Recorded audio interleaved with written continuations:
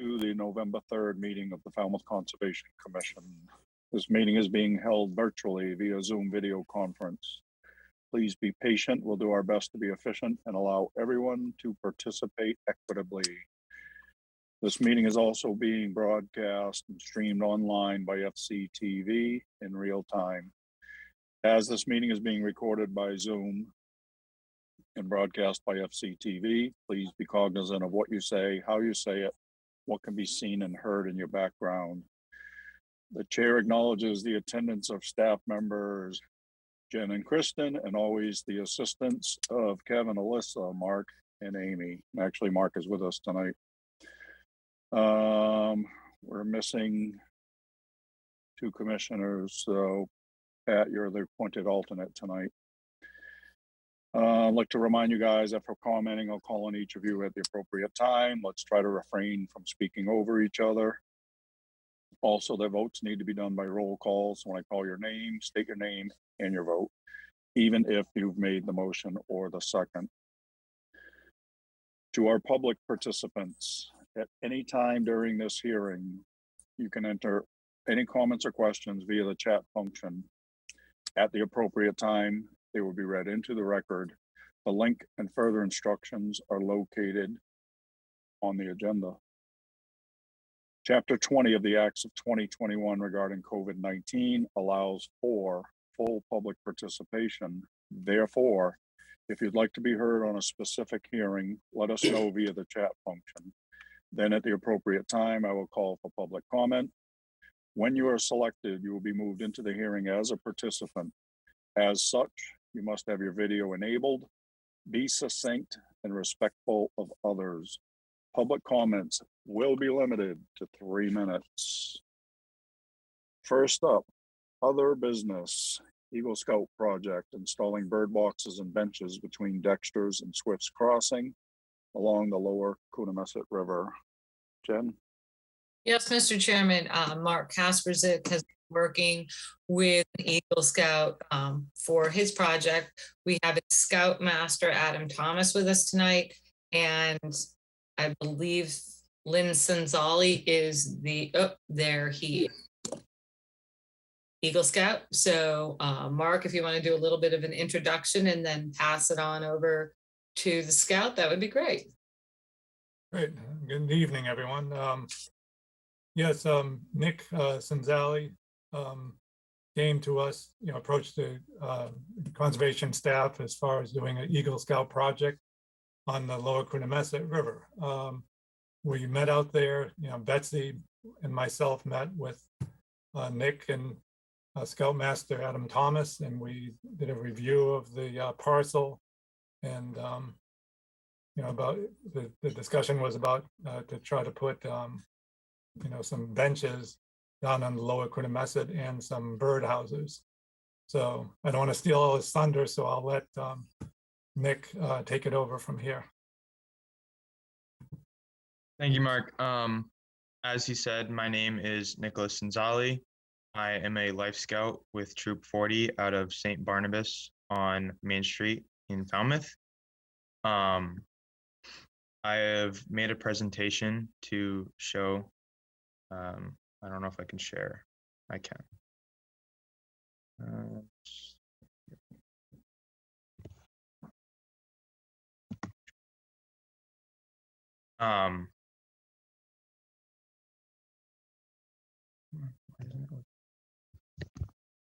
We can see it.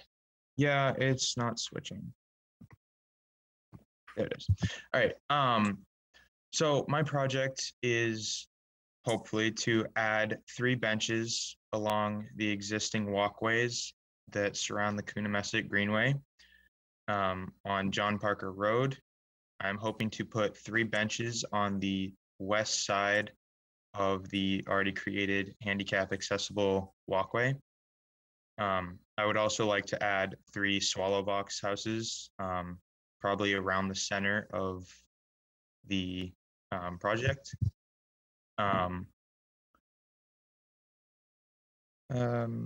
I thought about this project mostly because my father is handicapped, and the one time that we did bring him out to walk there, he got very tired quickly, and we realized that there was nowhere for him to sit, and that it was uncomfortable for him to walk the whole distance without having a resting spot.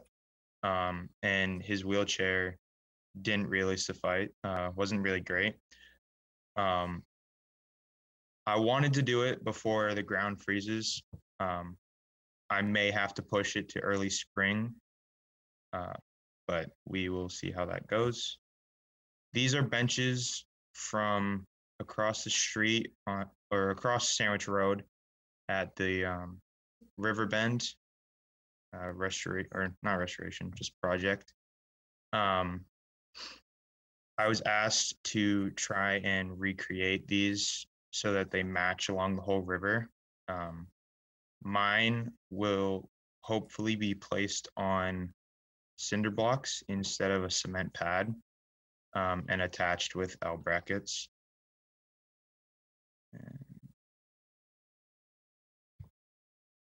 These swallow boxes are at Revogel Pond Conservation Area on Blacksmith Shop Road. They're scattered throughout the area, and I'm hoping to recreate these and add them into the John Parker bogs. These locations are hopefully my area that I'd like to put them. The triangles represent the benches, and the arrows that come off of them, the directions they will hopefully face. And the rectangle and squares are supposed to represent the swallow boxes. They will all face east due to research that I've done. That is my presentation. How do I stop? Well done. Are there any questions I could answer?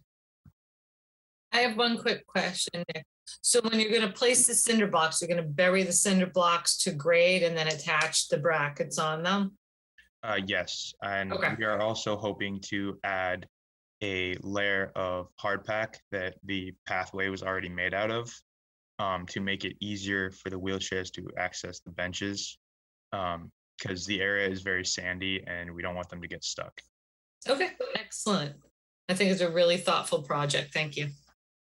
Thank you.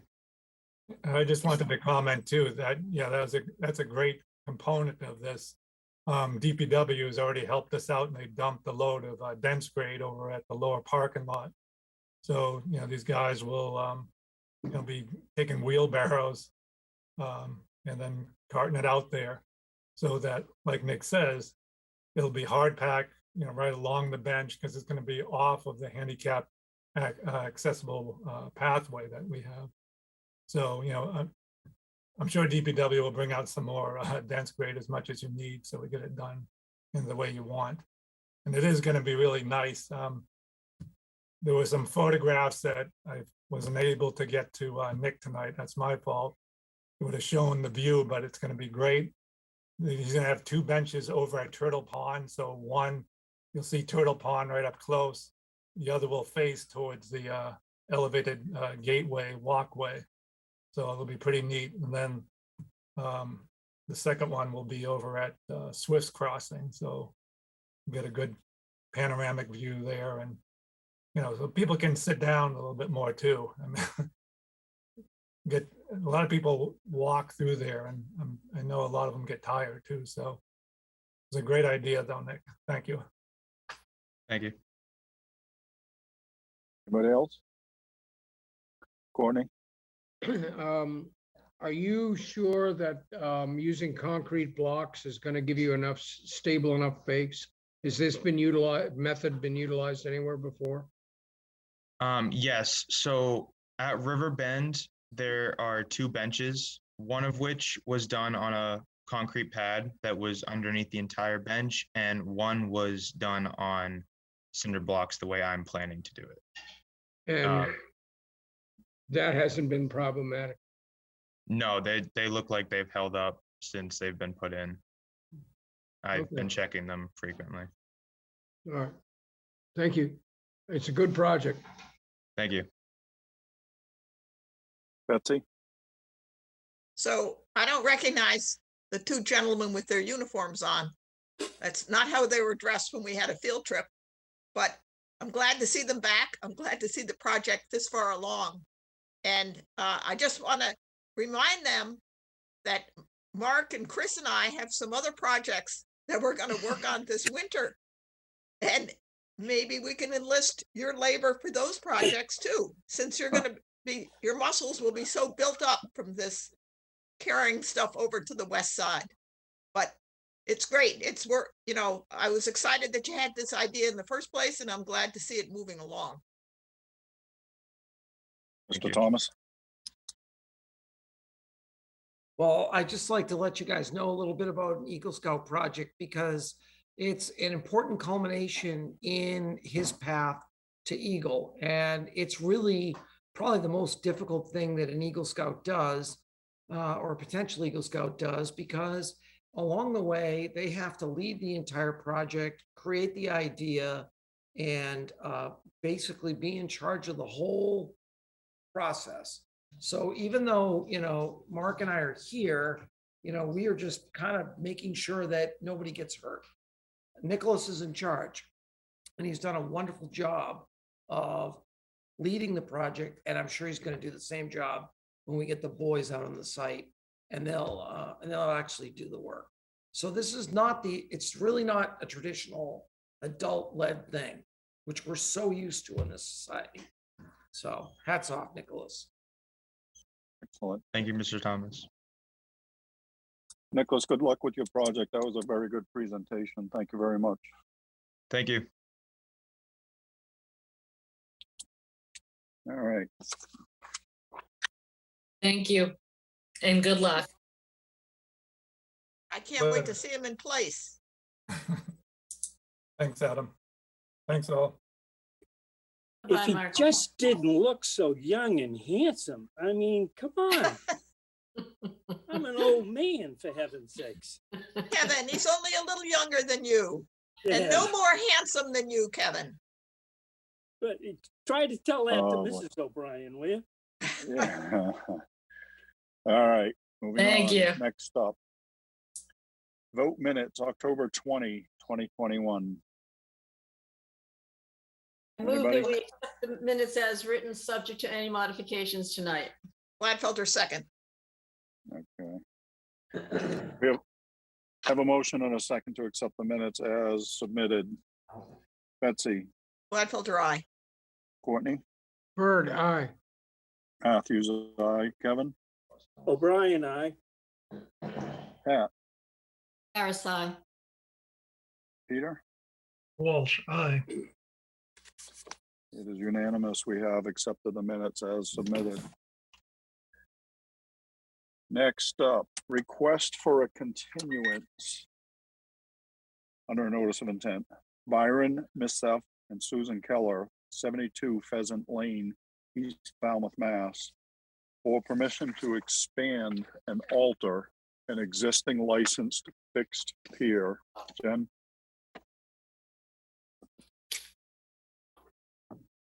Yes, Mr. Chairman, the applicant is requesting a continuance until December 8th. And this is a multiple continuance, so if they feel they're gonna be ready at that point. We plan on having a Zoom call with BSC. This came to you as a dock project, but when we went out there, we discovered a number of unpermitted patios within 100 feet of the salt marsh and other walkways and everything that were constructed fairly recently. So BSC had to go back out and do an additional survey to find to pick up all that extra impervious surface. So we will be scheduling a call with them to see how we can move forward with this. I'm sorry, Jamie, I didn't get the date. December 12/8. 8th. Thank you. I'll make a motion to continue this hearing until, was it December 8th? Gladfelter second. All right, we have a motion and a second to continue this hearing until December 8th. Betsy, Gladfelter, aye. Courtney, Bird, aye. Matthews, aye. Kevin, O'Brien, aye. Pat, Harris, aye. Peter? Walsh, aye. It is unanimous. We have continued this hearing until 12:08. Thank you. Next up are requests for determination of applicability. First up, Matthew Pimentel and Trey Larea, 215 Grand Avenue, Falmouth, Mass, for permission to remove a concrete driveway and brick patio to install pavers and to plant grass. Jen? Yes, Mr. Chairman, the staff is recommending a -2 under the state and a -3 under the bylaw with the resource area boundaries not confirmed. Bird, so move. Harris, Gladfelter, second. Okay, we have a motion and a second to accept staff's recommendation. Betsy, Gladfelter, aye. Courtney, Bird, aye. Matthews, aye. Kevin, O'Brien, aye. Pat, Harris, aye. Peter. Walsh, aye. It is unanimous. We have accepted staff's recommendation.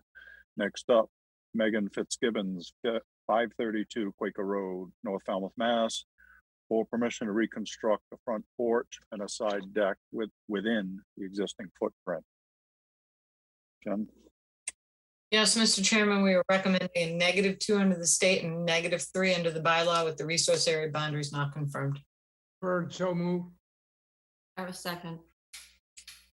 All right, we have a motion and a second to accept staff's recommendation. Betsy, Gladfelter, aye. Courtney, Bird, aye. Matthews, aye. Kevin, O'Brien, aye. Pat, Harris, aye. Peter. Walsh, aye. It is unanimous. We have accepted staff's recommendation.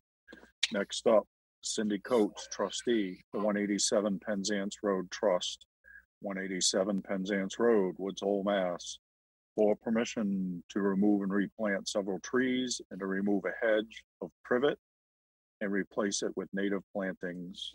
Jen?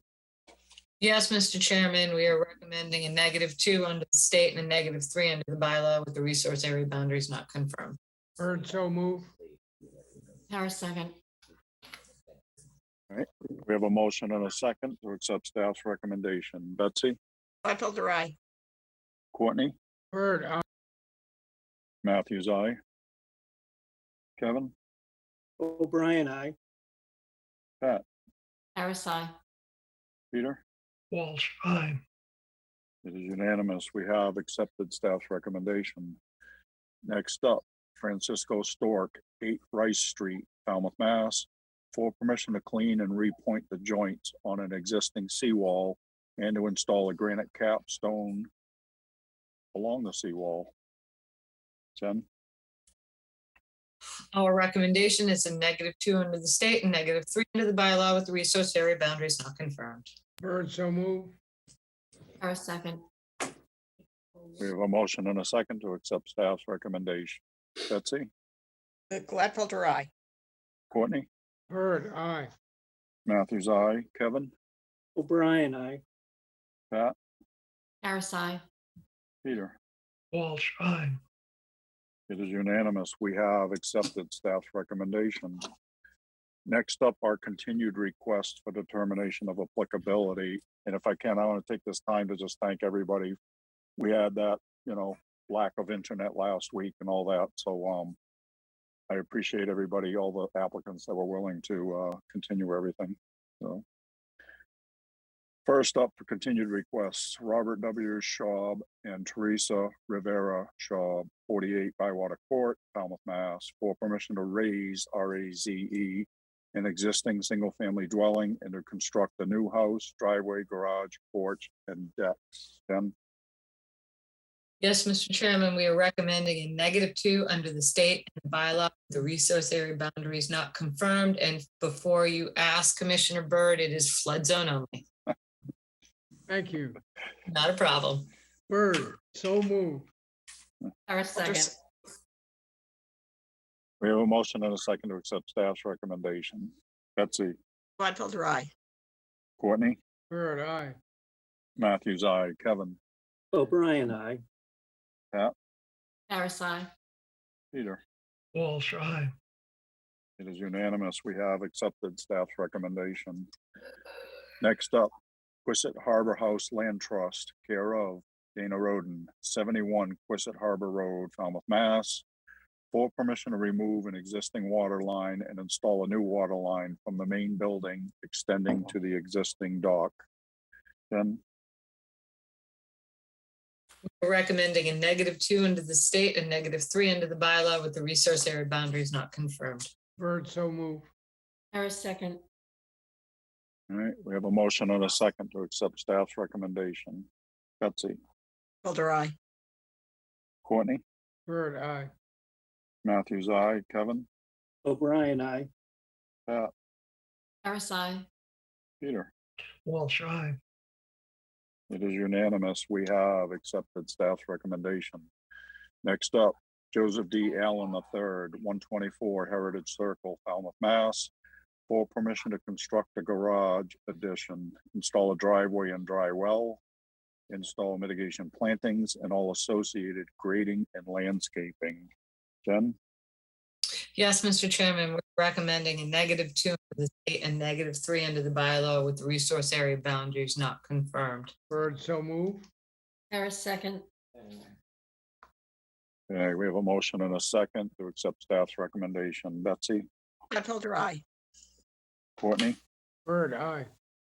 Matthews, aye. Kevin? O'Brien, aye. Pat? Harris, aye. Peter? Walsh, aye. It is unanimous. We have accepted staff's recommendation. Next up, requests for hearing under notice of intent. All hearings of the Falmouth Conservation Commission are held simultaneously under the authorities of the Massachusetts Wetlands Protection Act and the Falmouth Wetlands Bylaw. Although a single decision of the commission is issued, it represents a separate decision under each authority.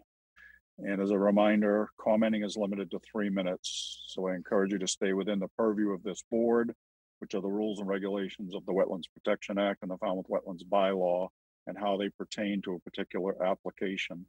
The chair reserves the right to stop any commenting that is disparaging or inconsequential to the hearing. First up, William Trifero, 330 Edgewater Drive East, East Falmouth, Mass. For permission to construct 2 landings and 2 additions, to install a dry well and to install mitigation plantings. Jen? Yes, Mr. Chairman, I promoted George Collins up to present his project. George, are you there?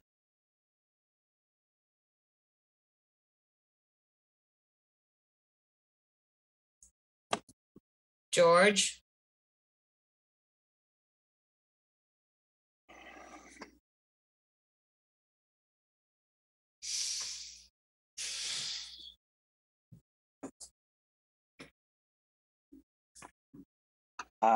Can you hear me?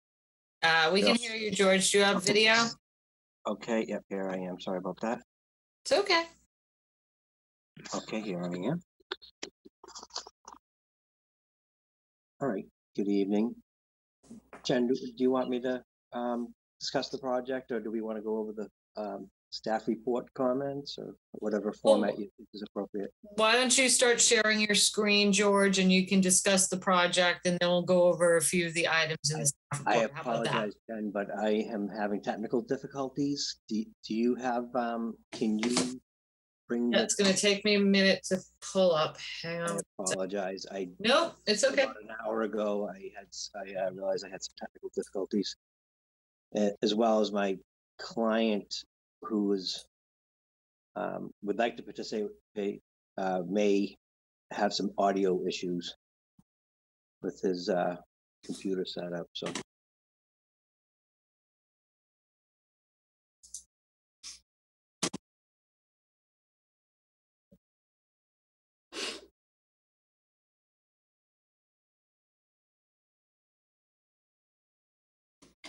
Nope, it's not letting me access Laserfish from my house. Don't know why right now. I usually download what I need to share if I need to share onto my laptop, George. With notice. Does everybody have their plan in front of them? We're gonna have to go old school on this one. Do you? Well, let's do that. We got a long night, so let's move along. Yep. So, so just in general, and again, I apologize. Did you want me to discuss the project, or do you want to go right to staff comments? No, you can discuss the project first, George, and then we'll address the staff report. So, this project's located on the east side of Edgewater Drive East, and it's right on the Eel River. And we're proposing an addition on the southeast corner of the house, which will be on piles. And then also there's an existing concrete slab with a room on the southwest corner of the house that is going to be enclosed with a slight cantilever. It's already an existing enclosed area, but basically they're going to expand that area, and part of it's going to be on an existing slab, and then this southeasterly portion is going to be on sonotubes. And then we're also proposing some front steps. They're reconfiguring the inside of the house, and they're going to have an egress coming out of the front of the house. We have a proposed front door with 4x4 landing and steps on the front of the house, which is on the west side of the house. The site, a portion of the site is in the velocity zone. We also have a coastal bank and salt marsh as resource areas. And I did the math, and we put together a mitigation plan with a 3-to-1 mitigation area for the increased structure areas on the property. George, I'm going to pause you right there. I got this up and running, so I'm going to. Okay, great. And again, I'm sorry about that. No worries.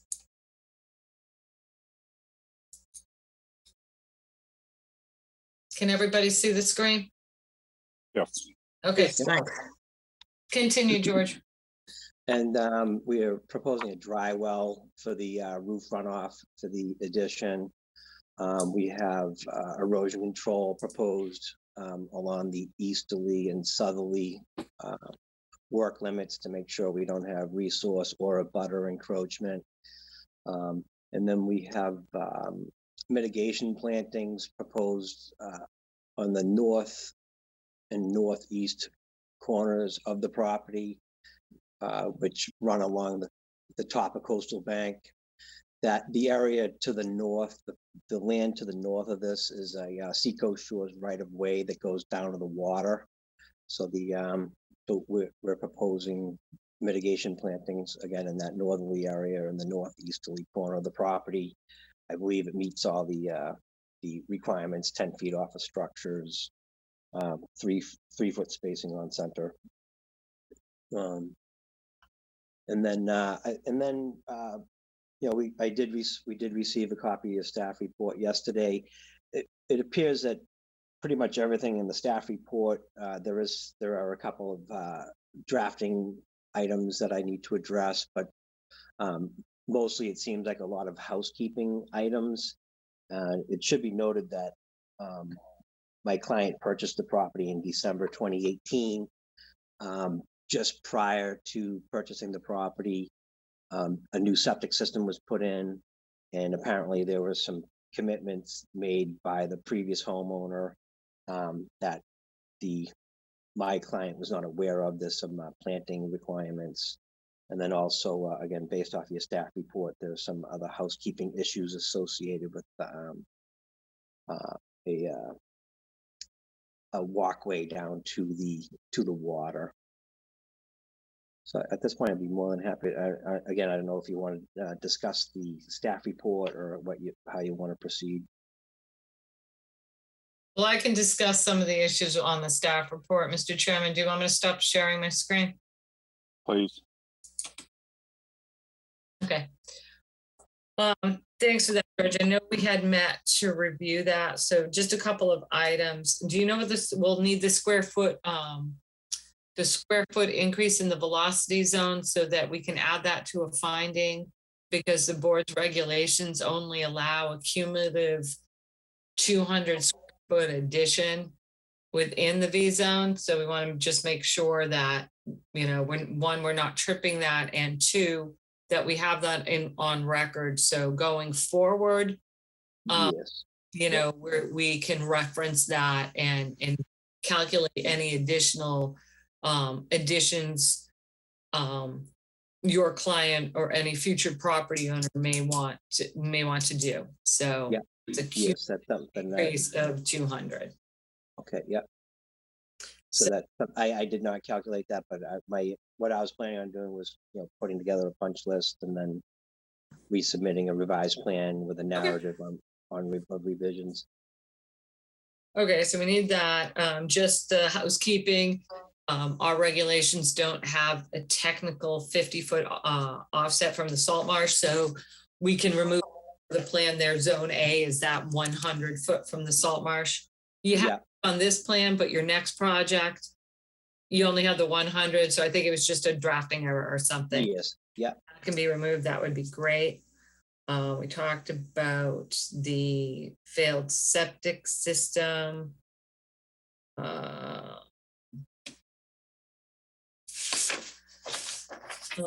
One of my major concerns is that walkway and path through that marsh area. We have an aerial photo from you said your clients purchased the property in 2019. December 2018.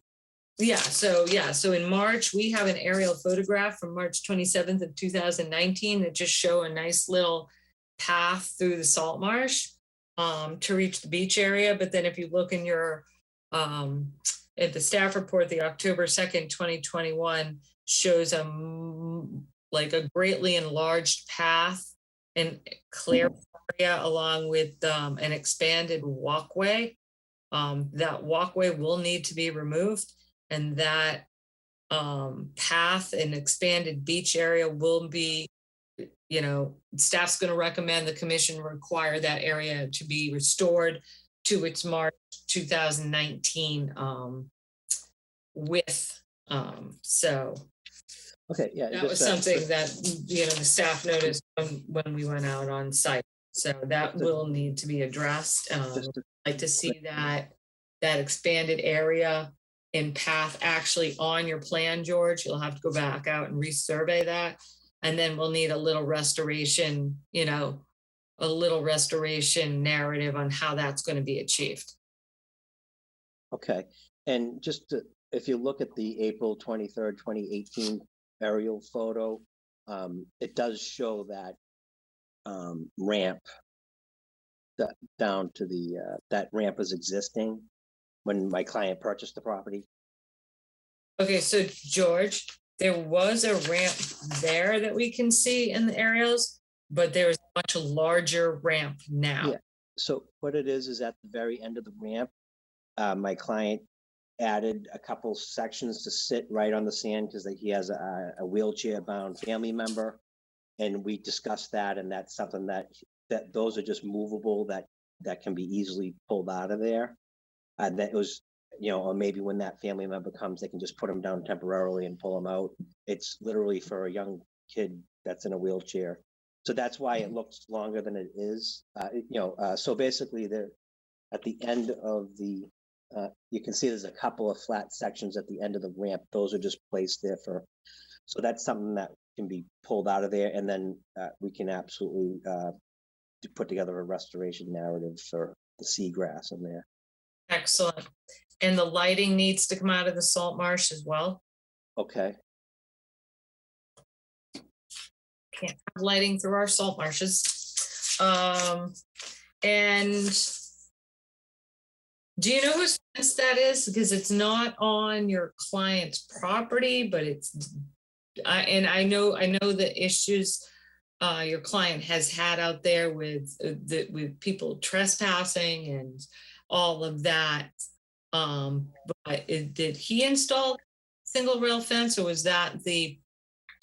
There was a fence there originally, and then he put up he did put up some fencing. And then I think he removed some of that fencing per your request.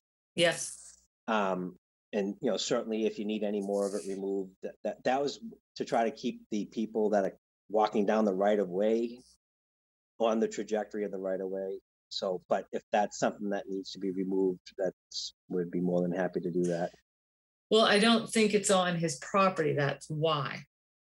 So if you want to put it on the plan, and we can, you know, look at the location in relations to the survey and to the property boundaries, you know, the board can make a decision if it's on your client's property, whether or not to allow him to keep it. But if it's not on your client's property, it definitely does need to be. Okay. Okay. Okay, so that's if you put that, when you go back out and survey that longer ramp and that wider path, if you just put that location on the fence, and then the board can evaluate any impacts they may have some concerns with, and make a determination of whether or not to the fence remain. I do know the struggles that your client has had down there with people just coming onto his property. I get that. Okay. But still, if the fence isn't on their property, it's probably going to have to be removed. Okay. And just one thing, George, and refresh my memory, because I think we talked about this when I met with you and your client. Just explain to the commission why all the plants are over towards the right of way and not over more closer to that salt marsh area along the top of that wall. I mean, just to be obviously, you know, blunt about it, you know, they're trying to preserve their view of the river as much as possible. I believe the area to the north that does parallel and go along the top of Bank, it does parallel and go along that resource area, because that resource area wraps around up into the right of way. So just from a practical standpoint, and we just feel like that's a spot where I would like to think we're meeting the intent of the mitigation. The mitigation, and while maintaining, the visual characteristics of the deck. Just to be, obviously, if he doesn't have to impede his view, that he would prefer to go that route.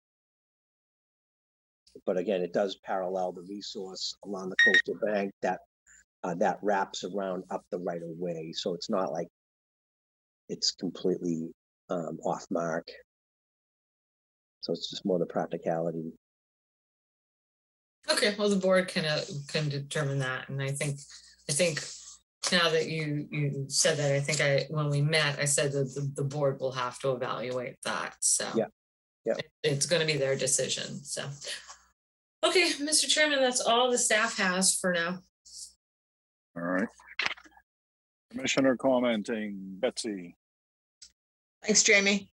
The only comment I had on this is where the mitigation planning was. And I appreciate you being very blunt, but every client has that view. And the purpose, you say the spirit of the regulations is you're putting planting within the A zone, but the function of the planting is to protect the salt marsh. So I would like to see some of that planting, not across your entire front. I don't think you would have to do that, but certainly some of it to either side, so you still have your view from your deck.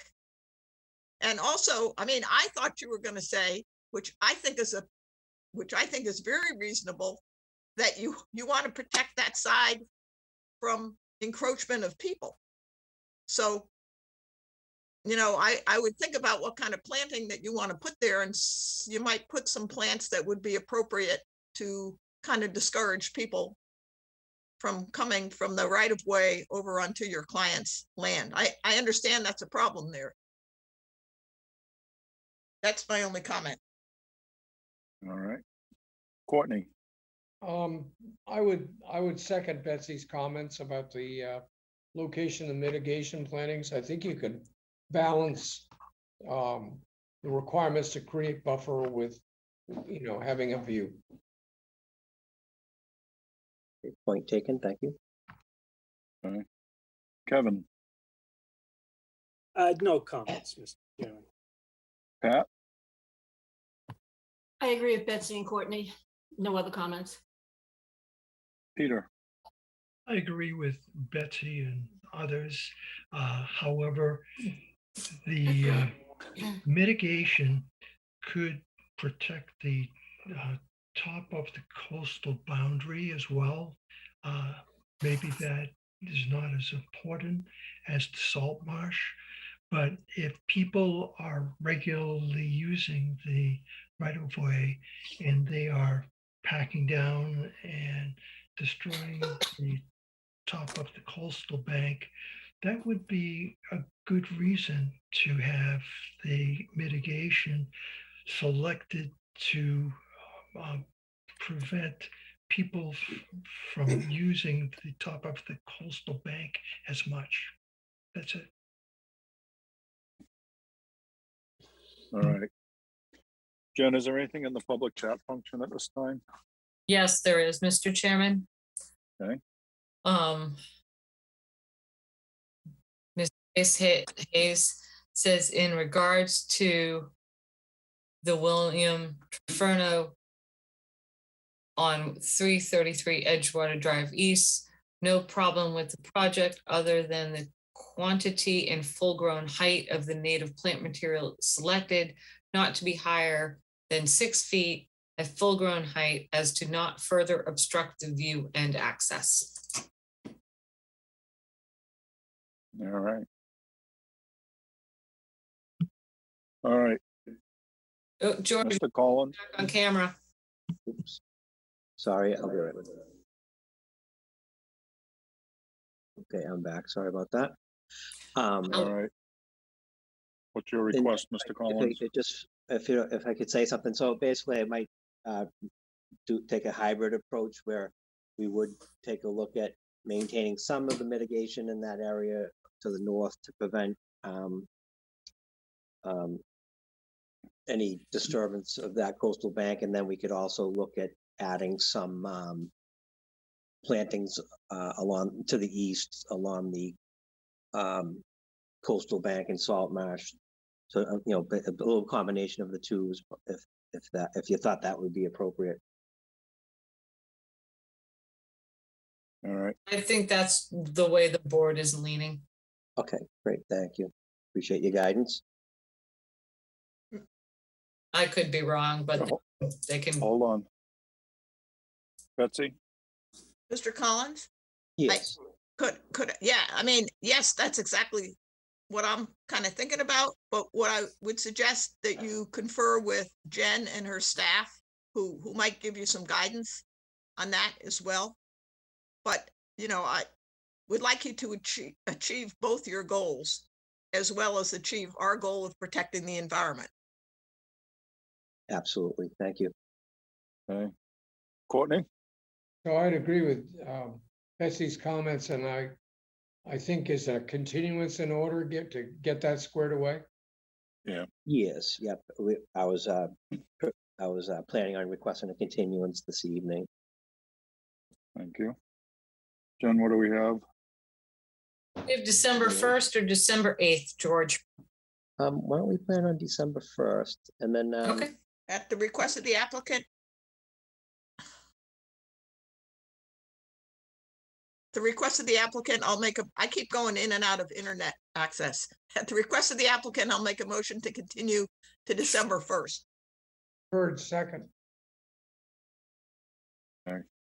Anybody have anything else they'd like to add? All right. So the motion on the table is to continue this hearing until December 1st. Betsy? Gladfelder, aye. Courtney? Heard, aye. Matthews, aye. Kevin? O'Brien, aye. Pat? Harris, aye. Peter? Walsh, aye. All right. It is unanimous. We are continuing this until December 1st. Thank you, Mr. Collins. thank you very much.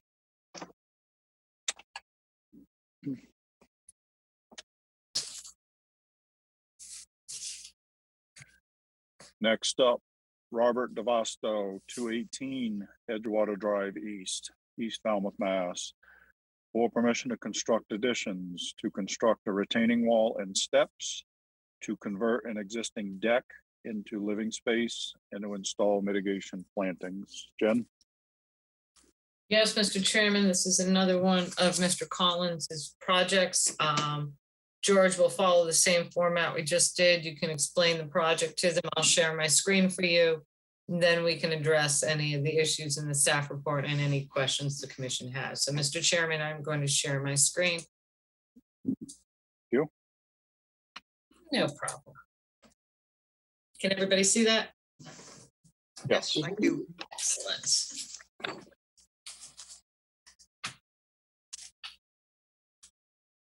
All right, Mr. Collins, you're up.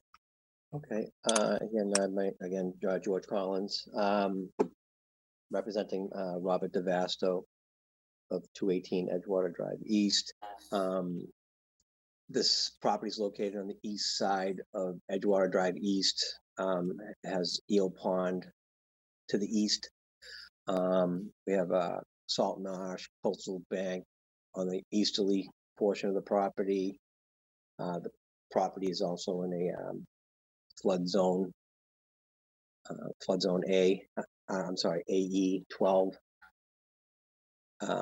We're proposing an addition.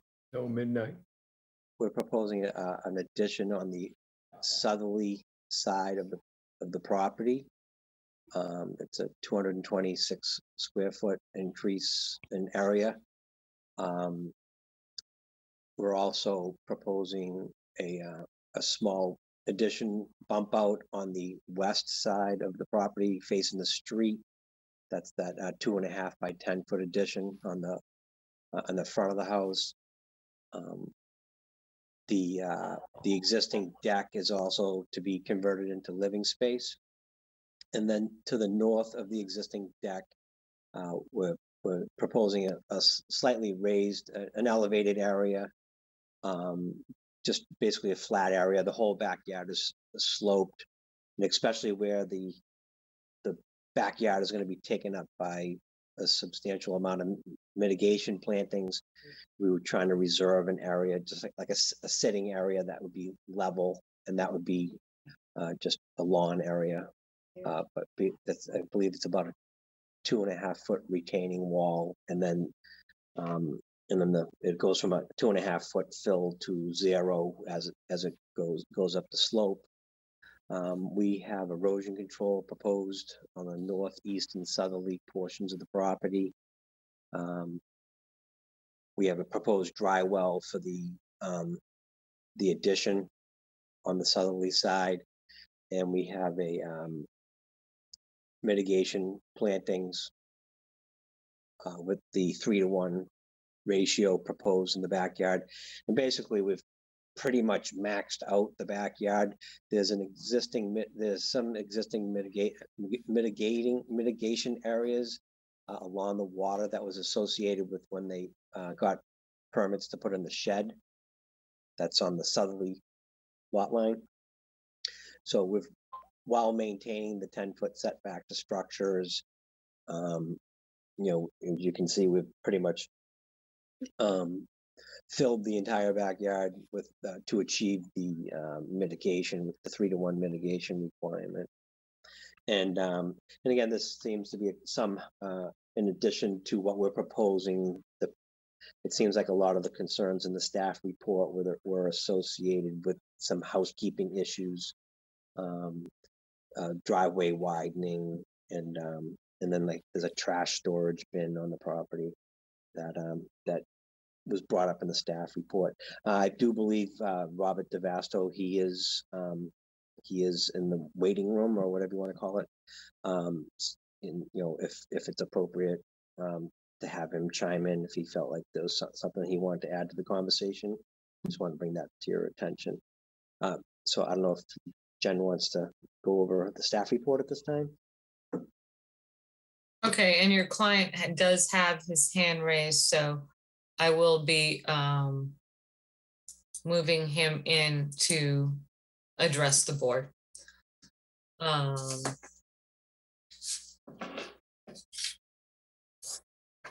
Mr. DeVasso, if you can hear me, we've moved you into a panelist so you can turn on your camera and audio and you can directly address the board. Okay. But George, let's go over the staff report a little bit. As the board knows, the boat that's stored in the salt marsh attached to a pipe by Little Lake Out Hall, that's not allowed, so that'll need to be removed and the boat stored in the upland or be placed on a proper mooring through the harbor master's office. We can't have it tied up in the salt marsh. Alyssa calculated the number of plants that would be required to fill that area based on the 3 feet, 3 gallon, 3 feet on center.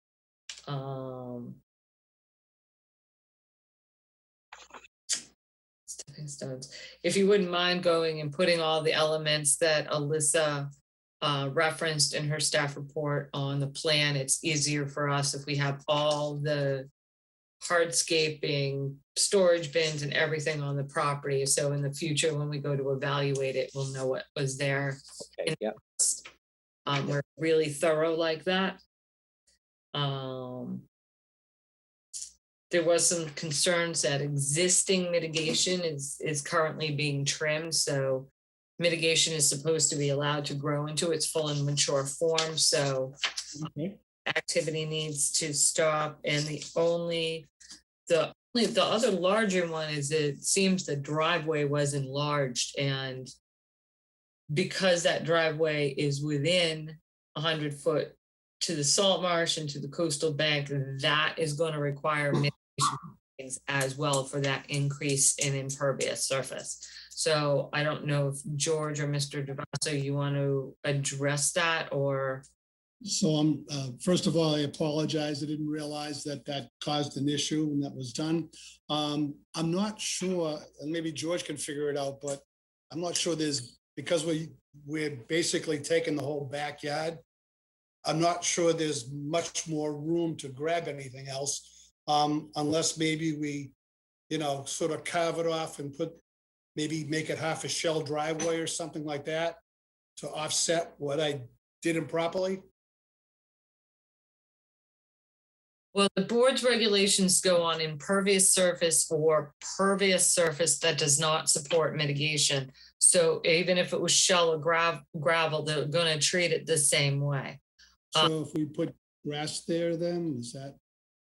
I can speak to George about some possible options for you. Assuming this is a seasonal home. Well, it's a seasonal home right now, but it's going to be more of a permanent home. So that's why. And with 3 kids, it's a little difficult with no backyard. So I don't want to lose any more than we got. No, I understand. I was just thinking about the possibility of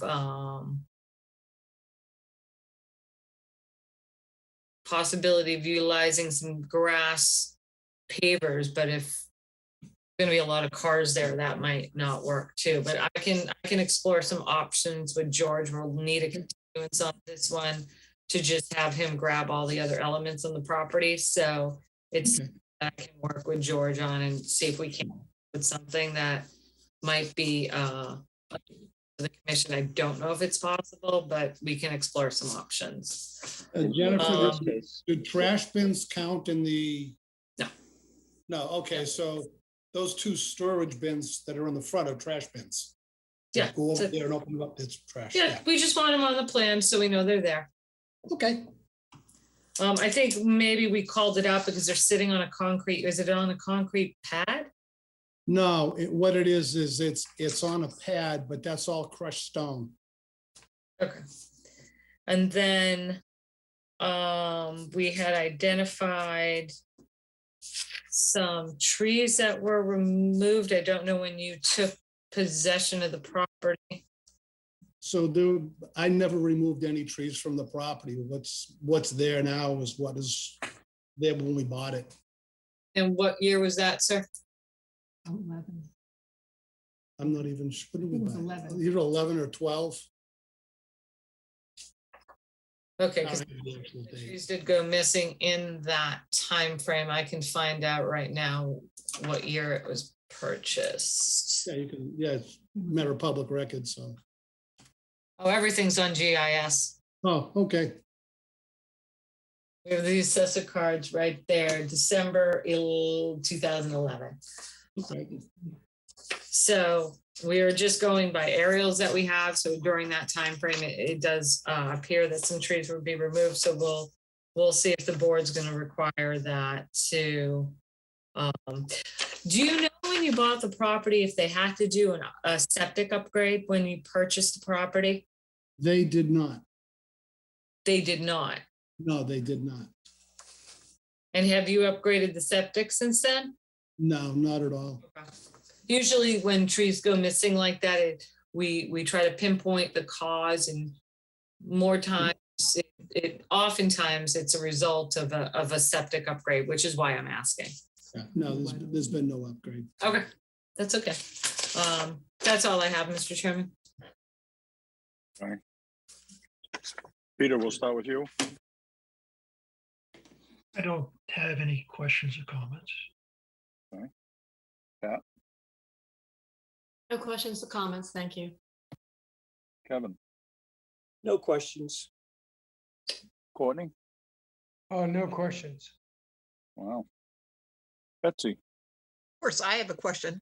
Could Jen, would you put up the plan again, please?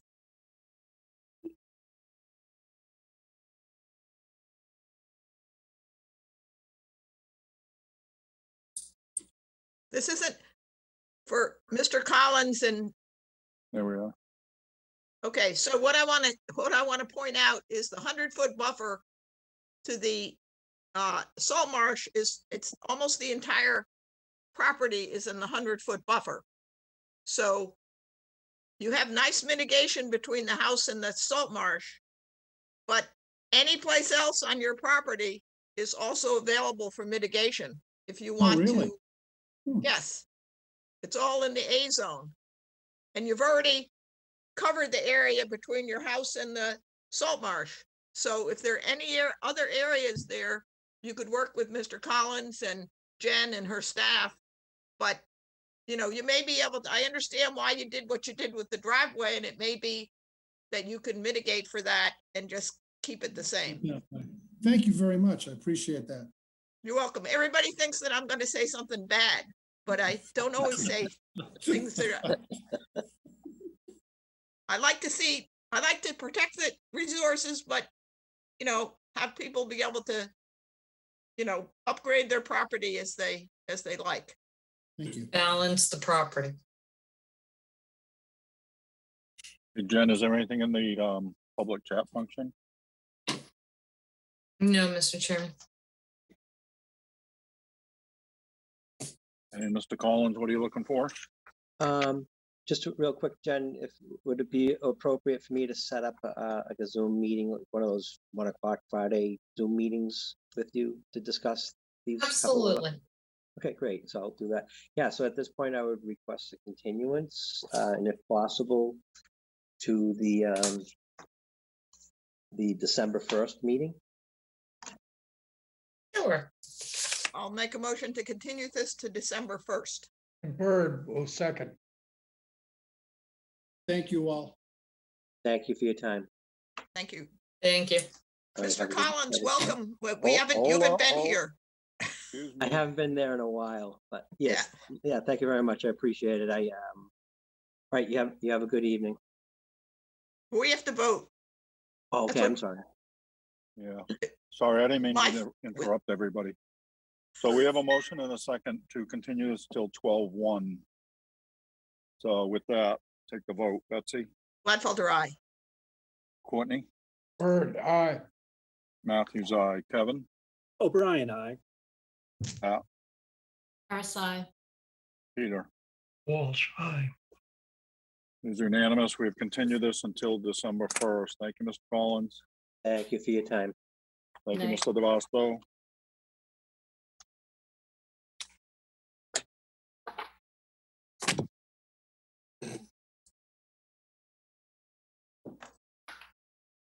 Sometimes my co-chairs get ahead of me. All right, next up, Alyssa and George Sihos, 94 Emmons Road, Falmouth, Mass, for permission to construct a dock on Sitter's Pond. Jen? Yes, Mr. Chairman, I am promoting Jeff Ryther up to a panelist. And I will be sharing my screen for Mr. Ryther.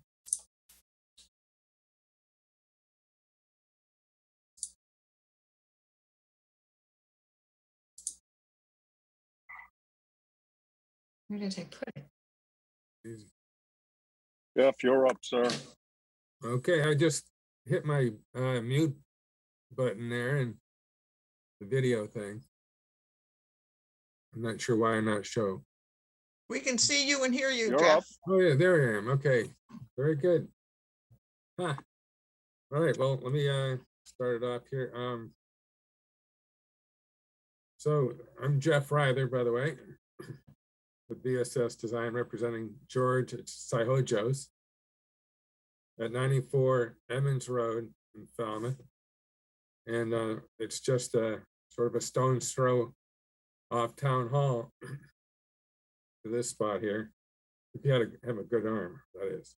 The resource areas on the lot, the coastal bank. You got a flood zone up to elevation 13. It's an AE 13. Land under a water body, that being Sitter's Pond. You got the inland bank, BVW, and that's about it there. So the dock project consists of a platform style pier. It's just a little platform to start the structure from.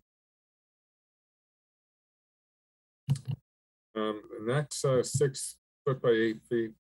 We got a 6 by 16 ramp down to the float, which is an 8 by 12 float. That's 96 square feet. So the pier is supported on 4 4x4s, sort of straddling the edge of the dock. You can, Jennifer, can you maybe bring the image up on the screen? It is up on the screen, Jeff. No, not that, I mean, in the north direction. So I can see the details below. Oh. There you go. Sorry about that. Yeah, okay. So there's, can you see the mouse? Or is that me? That's just me. Nope, I got the mouse. What do you want me to point to? Well, down in this area here that starts the dock. Right here? Right here. Yes, right there. Okay. So off of that little platform, we have the ramp and then the float. And this design is basically a hinge rather than a overlapping, ramp structure on a float. And so this is giving it more of an accessible surface for the family to have here. Also, it's done pier section AA. It shows what the platform is made up of. It shows the products and the sizes. And next to that is the plan and profile. And that's for, your user. You just brought the lines down from the plan and drew up a detail that shows the water depth up to the platform. Quite deep, by the way. It's 9 feet deep right off the back edge. They want to have this float for the purpose of, swimming, not only, their canoe and kayaks, but they want to be able to dive in there and be safe. So this structure extends 25 feet from the shoreline, not that far really, just 25 feet. And shouldn't be an issue with any kind of mitigation or navigation. Sorry. What else do we have? The public access, that's around the landward end of the structure. And it's labeled throughout the drawing, I think in 4 places. I think in the staff report, you asked about the extra flotation. That's because the weight of the ramp coming down onto the float, or not coming on top, but hooking up with a hinge would make it sort of dive down a little bit. So we're going to compensate that with a little extra flotation. So that's still well over 3 feet from the bottom. I'm going to say we sort of have a tide here. We notice that you know, the tide goes up, or the water goes up and down. It's not really a what you call a normal tide, but it's a good 1.5 feet at times, and even more during the northeaster we just had. So again, the harbor master, I got an email from him, and he's okay with it. The DMF is okay with it. We got a DEP number, 254686. We didn't see any shellfish anywhere nearby, so we didn't do a study, but it's mainly fresh water.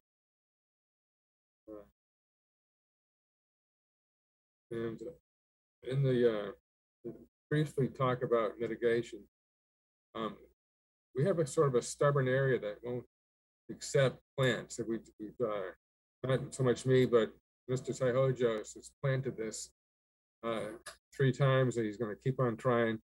But I just want you to be patient and maybe a little take. It's the northern section that's not doing so well, but the teardrops area that is mitigation from a house project some time ago is growing in quite well. So it must have to be something to do with the you know, with the sun direction. And that's about it. Again, you know, he tried planting 3 times now, and is not doing so well. So I think his green thumb needs some help. But anyway, that'll be it for the moment. I'll take your question. Thank you, Jeff. Jen? Great. Yes, Jeff, the client's going to have to work on getting those areas to reestablish, maybe work with a professional landscaping service or something like that. But that was a condition of an older permit. So, you know, we're going to uphold those conditions. So your client does really need to take that a bit seriously. Thank you for addressing the water depth on the flotation device. We just couldn't determine what that was. Alyssa noticed the front walk and walkway to the backyard are different on the plan than what they are in the field. So I will need an updated plan to look at those elements and put those on the plan. And Jeff, who did the BVW delineation? Well, we had it done some years ago by LEC, but most recently it was me recreating it from known points, so that it's staked by myself. Okay, so we'll second time BVW data sheets from you on that. Data sheets, yeah. Yep. Okay. I think that's about it.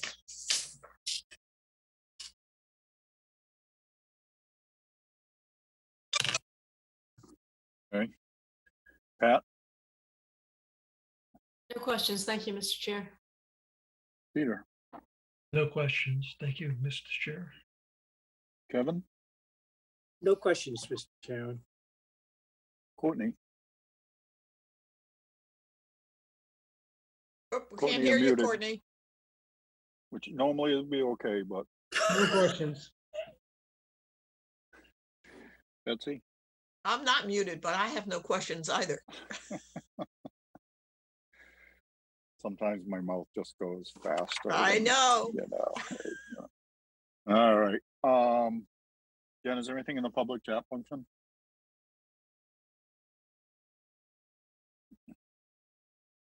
No, Mr. Chairman.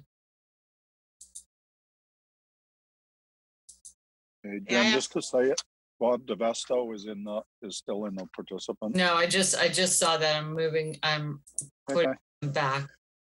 All right. Jamie, may I ask Jen a question? Absolutely. Jen, That's would you be comfortable if we close this with conditioning the things that you mentioned to Jeff?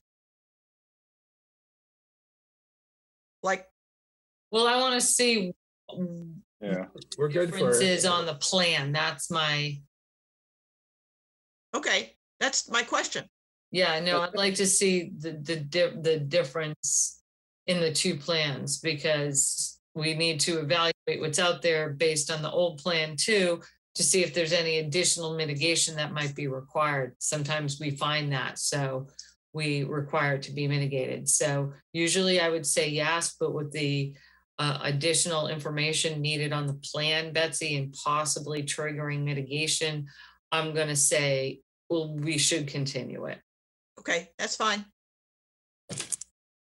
So my right. recommendation would be they confer with staff before we have the next hearing. Oh, yeah. Yeah. We'll meet with Jeff All right. before.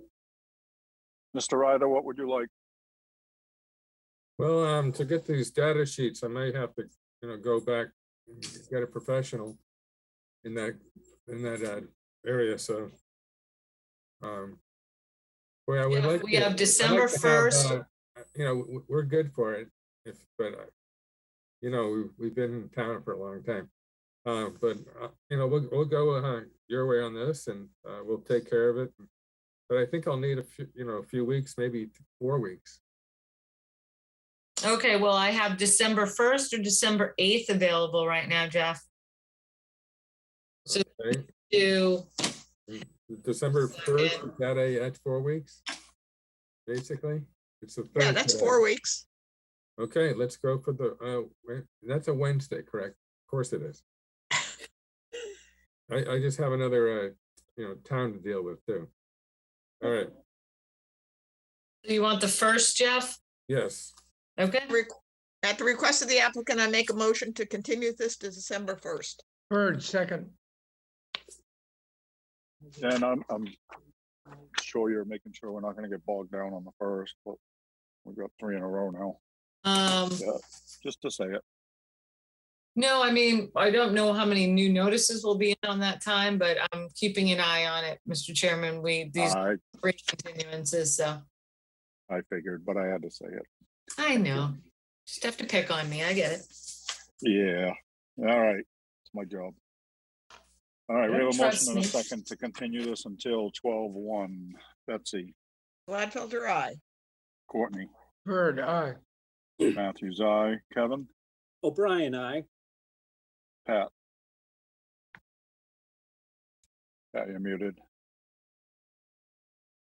Apologies. Harris, aye. Peter, Walsh, aye. it is unanimous. We've continued this until December 1st. Thank you, Jeff. all right, yes, thank you. Thank you, Jeff. Jeff, is this it for tonight, or do you have another one? Tom will be here at same pond. Okay. All right, All right, next up are continued hearings under notice of intent. And again, I want to thank all the applicants and engineers for their patience last week that we had to continue everything with. I mean, there's a lot of people that didn't have internet. So again, thank you, everyone.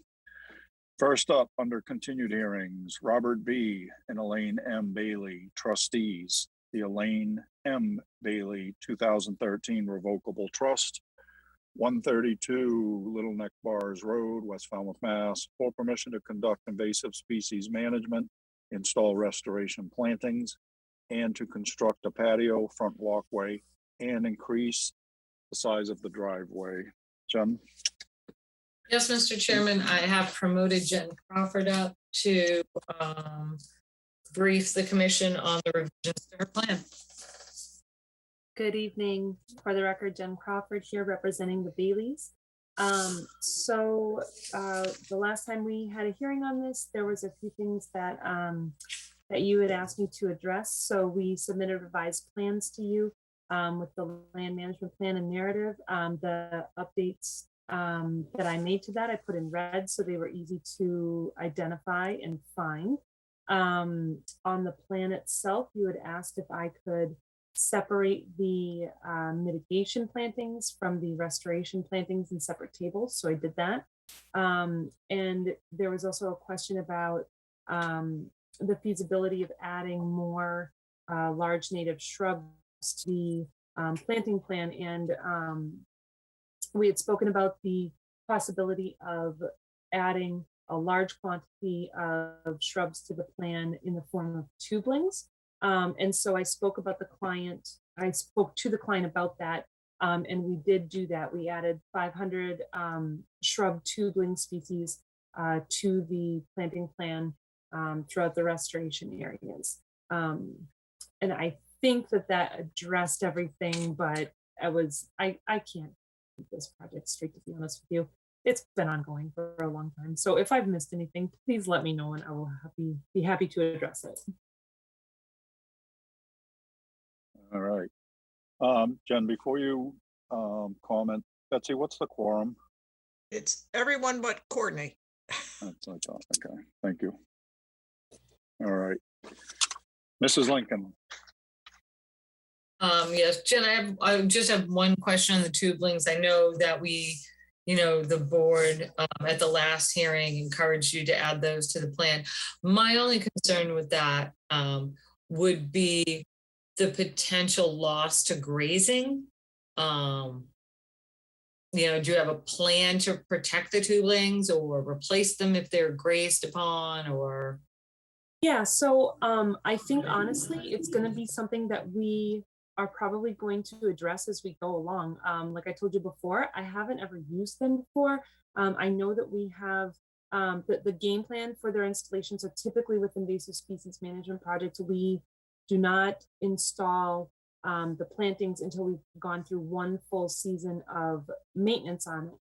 With the tubelings, we would intend, if the project is approved, to do the invasive removal work this winter, and the tubelings would be installed before the maintenance season. So they would be installed early spring, because my fear is that if we go through one growing season and then install them in the fall with all of the larger plantings, that because of their size, they may get outcompeted by the grasses. So we are going to adjust the planting schedule for the tubelings to give them the best ability to root in as we can. And I think that how we will need to address the potential grazing or whatever other issues we may encounter with them, hopefully not a lot, but we'll see, would be through the monitoring reports. Because my hope would be that we could report on the success or the not success and propose within those monitoring reports a way to remediate that situation as we move forward. So that would be my intent based on how it goes, I guess. Okay, so Jen, what I would need you to do on your plan then is as your restoration notes to reflect that the tubelings are going to go in the spring of 2022, and that you're not going to and then when underneath your annual monitoring reports, adjust your monitoring report schedule to begin in 2022, 2023, and 2024. Oh yes, I see the. I don't think we need. I don't think we need a continuance for that unless the board identifies any additional information or issues that they want addressed. But again, restoration notes at the initial invasive management, add a section in there that the tubelings will be spring before the maintenance. Because I get what you're saying about the grasses and the other things. My concern again is that they're just going to get decimated to grazing, and then we might have to adjust what's going on there. So yeah, that's extremely possible. You'll probably see a condition of some sort like that you know, a percentage of the tubulings do not survive, then we'll have to go back to a woody shrub component. Well, hopefully they will be the woody shrub component, but I know. Hopefully they will. Hopefully it'll grow up and flourish. So, all right. That's all I have, Mr. Chairman. All right, Betsy. Oh, questions? No questions.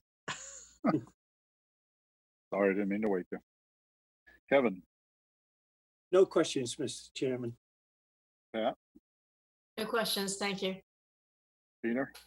No questions, thank you. All right, Jen, is there anything in the public chat function? Hang on 1 second. Oh, sorry. Yep, sorry about that. I was just writing my notes down. Nothing in the chat, Mr. Chairman. We're ready for a motion, Jamie. I don't know. I think we should continue just for old time's sake.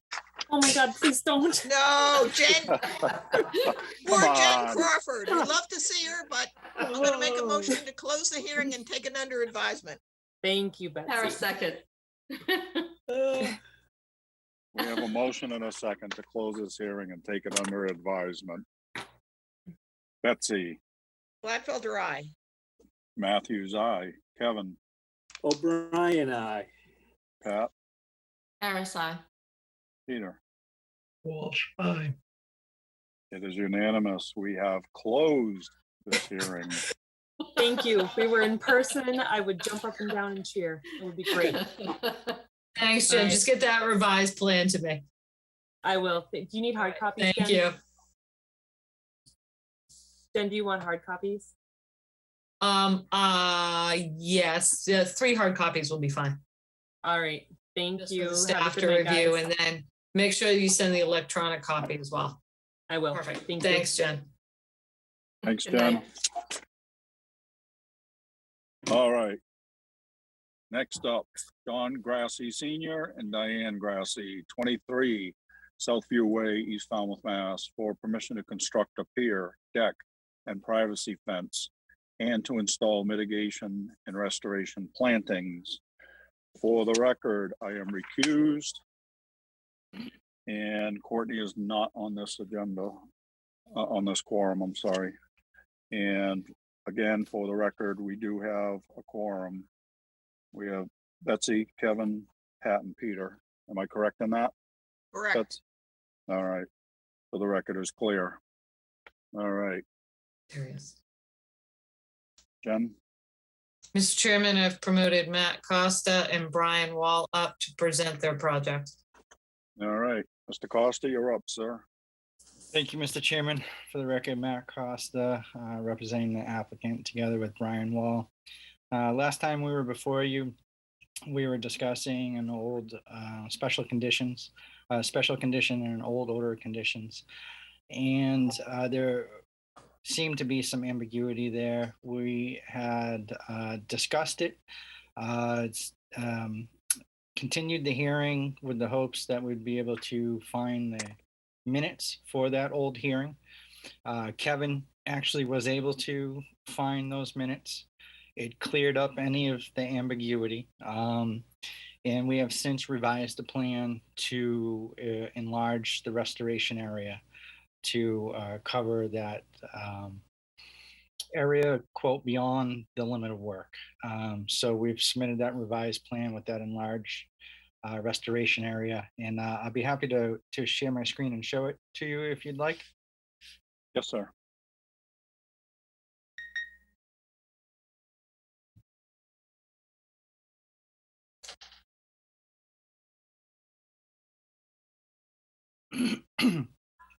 So here's the backyard. Here is the area crosshatch that's now going to be restored. That was enlarged beyond the blue 35-foot buffer line that we had it at before. We've also moved the mitigation plantings for the proposed deck addition. We've relocated them to this side of the property, which is the west side of the property.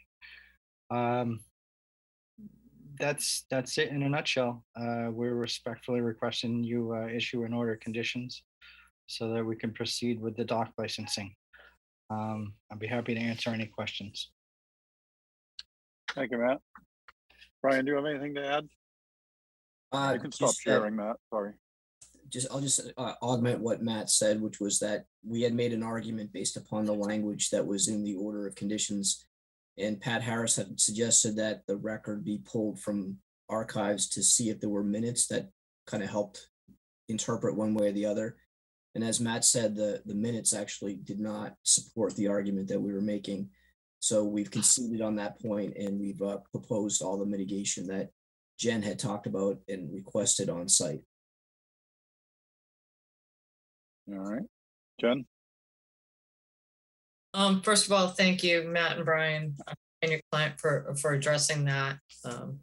As Kevin said to me, it was kind of like, or said to the board, it was a needle in the haystack finding the minutes from that long ago, and he can't even believe he did, but we were found. And I think it just clarifies the commission's intent back then. So I appreciate you adjusting the plan. Other than that, we don't have any additional comments. All we did was calculate out based on our normal spacing, how many plants would be required in this area for you. So I think that's all we have. So I have no further questions. All right, Betsy. I just want to thank staff and Matt and Brian for resolving this. No questions. All right, Kevin. No questions, Mr. Chairman. Thank you. All right, Pat. I reiterate what Betsy said. It's nice to see everybody playing nicely. Peter. Nothing further. No questions. All right, Jen, is there anything in the public chat function? There's nothing in the public chat. I do have one quick question for Matt. Matt, what's the material on the dock again?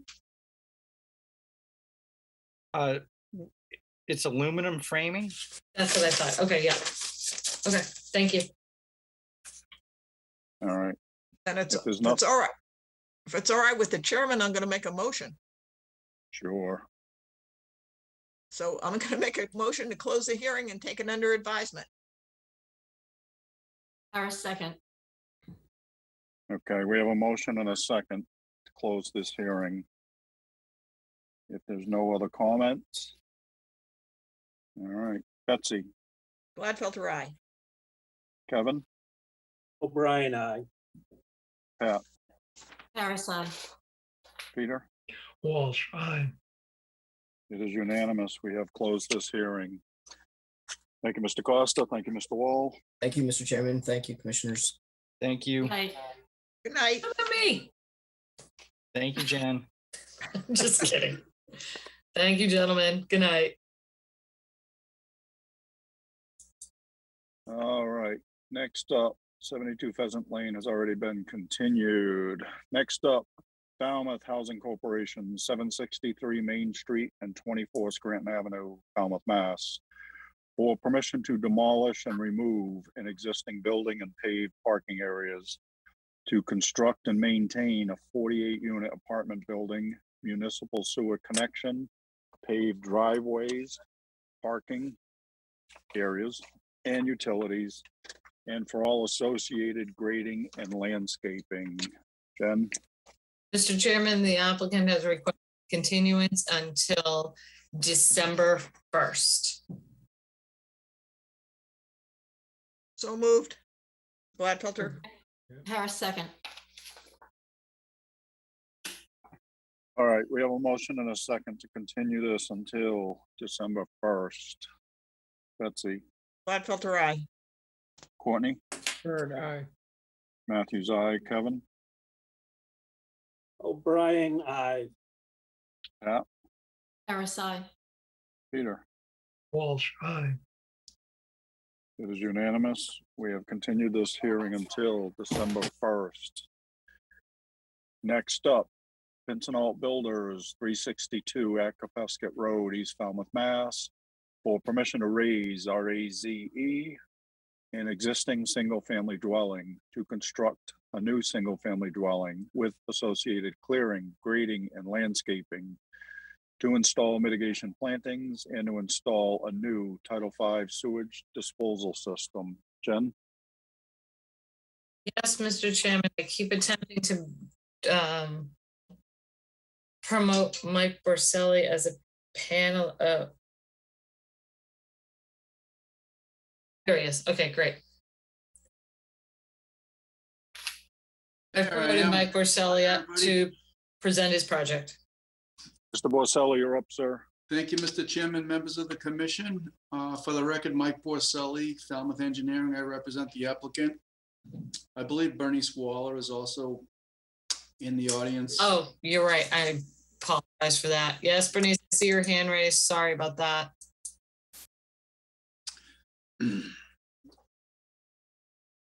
So this is a continued hearing. We presented the plans at the initial hearing.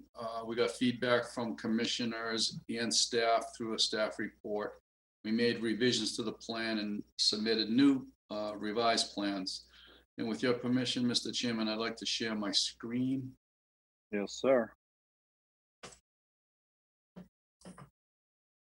The plan you see now in front of you is the new revised plan.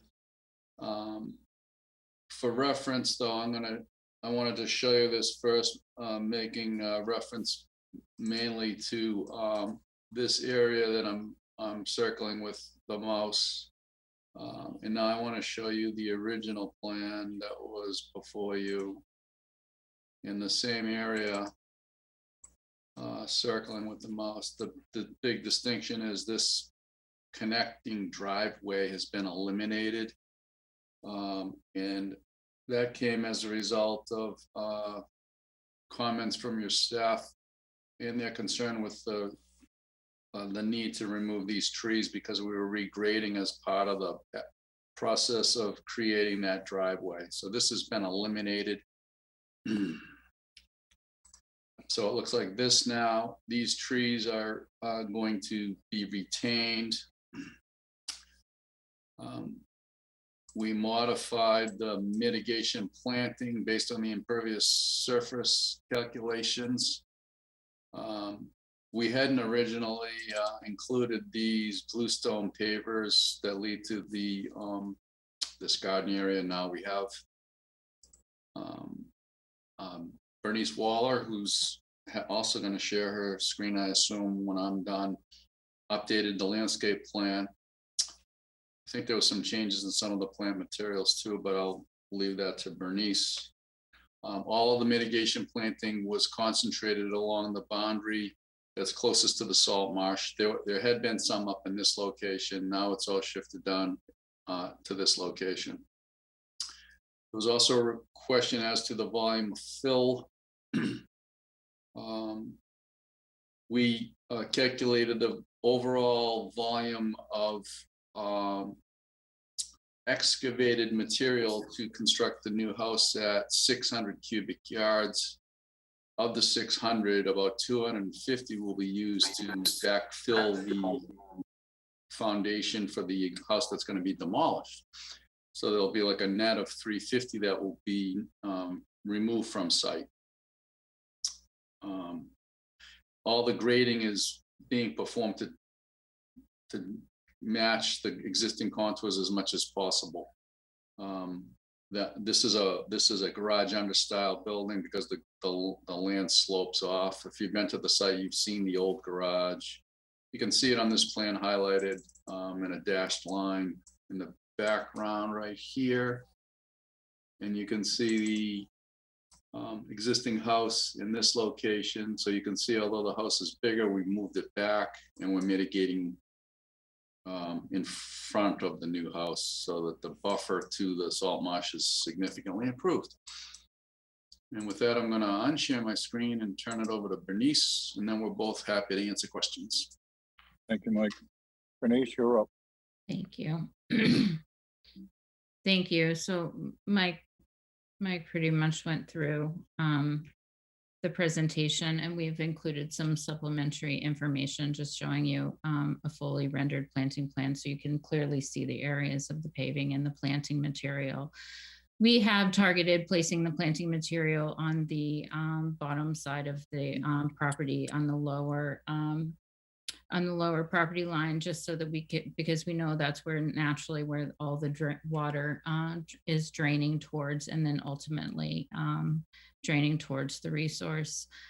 This slide is showing the net benefit to the, specifically to the salt marsh resource, where we're decreasing almost 1,200 square feet of impervious surface, and we're adding a little over 2,300 of increase in mitigation planting.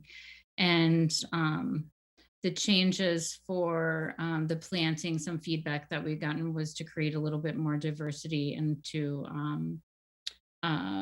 swap out some of our species, and specifically some of the Myrica quantities. So we've revised the plant list to include some more variety in our plant material. And with that, I'll just let you, if you have any questions, I'll be happy to answer them. Thank you. You can stop sharing. All right, for the record, Courtney is not on this quorum. All right, Jen? The staff has no additional comments or questions, Mr. Chairman. All right. Peter? Yes, Jen, did you ever receive the TEP number? Yes, I think we did. We have a Yes, we did. It's 25, Mike, no? Yep. 25, 46, 88. Yep. Okay, no further questions. Thank you for that. Pat? No questions, thank you. Kevin? No questions, thank you. Betsy? Just a comment that I like the way it's been revised. I think it'll be a nice project. Thank you. Thank you. I like the whole project, the way they've moved it away from the resources. Jen, is there anything in the public chat function?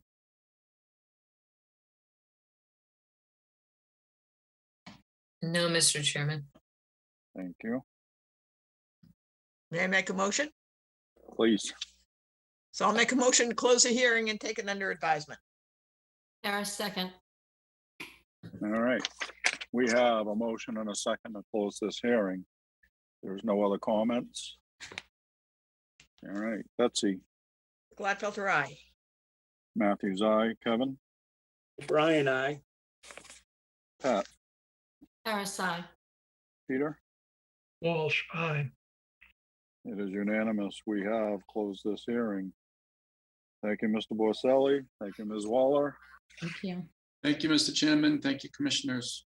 Good night. Bye-bye. Good night, Mike. Good night, Bernice. Jen, I was going to stick Good around night, right? for that compliance matter.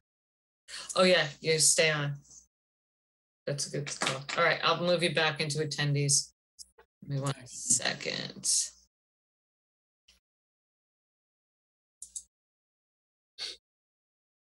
Change role to attendee. All right, next up, Stephen H. Ogilvy Jr., 110 Sitters Pond Road, Falmouth, Mass.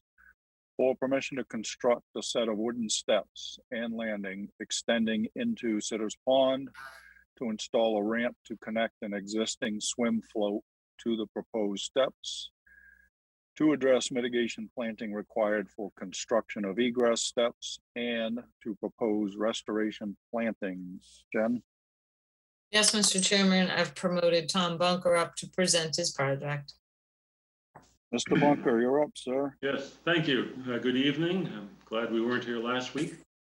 Much better tonight. I am with BSS Design representing Mr. Steve Ogilvy at 110 Sitters Pond Road. You have the staff report. There's kind of a long history on this going back to prior to 2005. But I'll, if I may share my screen, I'll get into a couple items and go over the staff report and then take questions after that.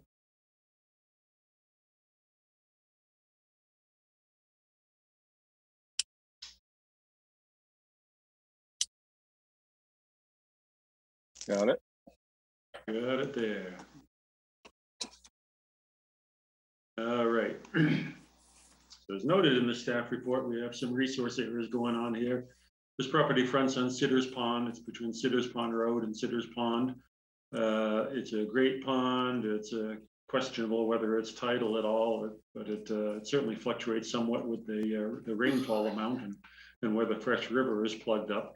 But it's generally not considered to be very tidal, although perhaps at the southern end. Edge of the pond is considered an inland bank. This area is in flood zone AE elevation 13. The flood zone runs along the top of the bank here, and as you can see, this bank is fairly steep, well over 10 to 1, and actually over 4 to 1 in most of the length of the bank here. So it is considered a coastal bank up to where it ceases being 10 to 1 or 4 to 1, which is, well, it flattens off here. Pretty much it runs along the coastal bank or along the top of the slope here. There is a stone retaining wall in this location, which is about 3 feet high at its highest point through here, which retains a level lawn area on the top of it. We have the coastal bank. This zone A line is the 50-foot coastal bank zone A. There's also a 75-foot zone A for land under a water body going through here. And then, of course, a 100-foot zone B for land under the water body. There's a slight, I gave it a couple of feet wide, BVW along there. So that zone B is out to this location. Of course, then the coastal bank zone B is here. So all of the proposed work is within zone A, and there is some past mitigation. Mitigation required for some past work, which is in zone B. The main point of this is to we actually started this project to bring some of the other conditions on the site up to what was required starting back in 2005.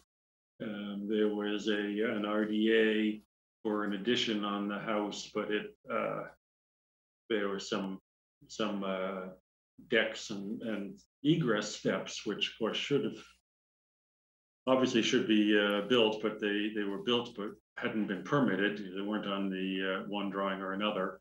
And so it was discovered that these steps, small decks and steps here needed mitigation.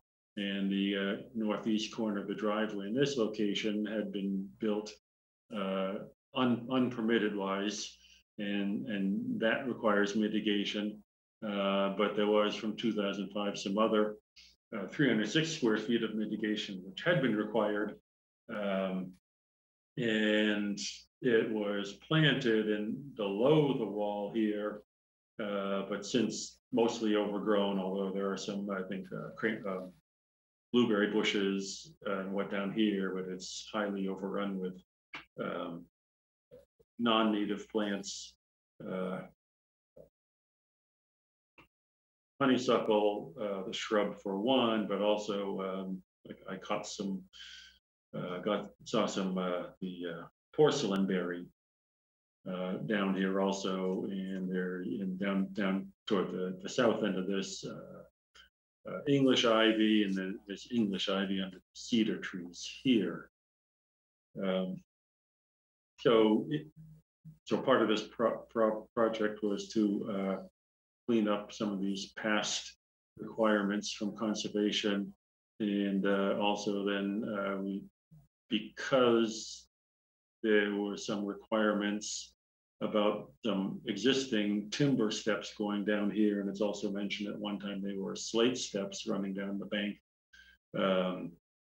From some of the past documents, they were requested to be removed, and so then we the client decided that he would want to permit some steps down the bank to a small landing.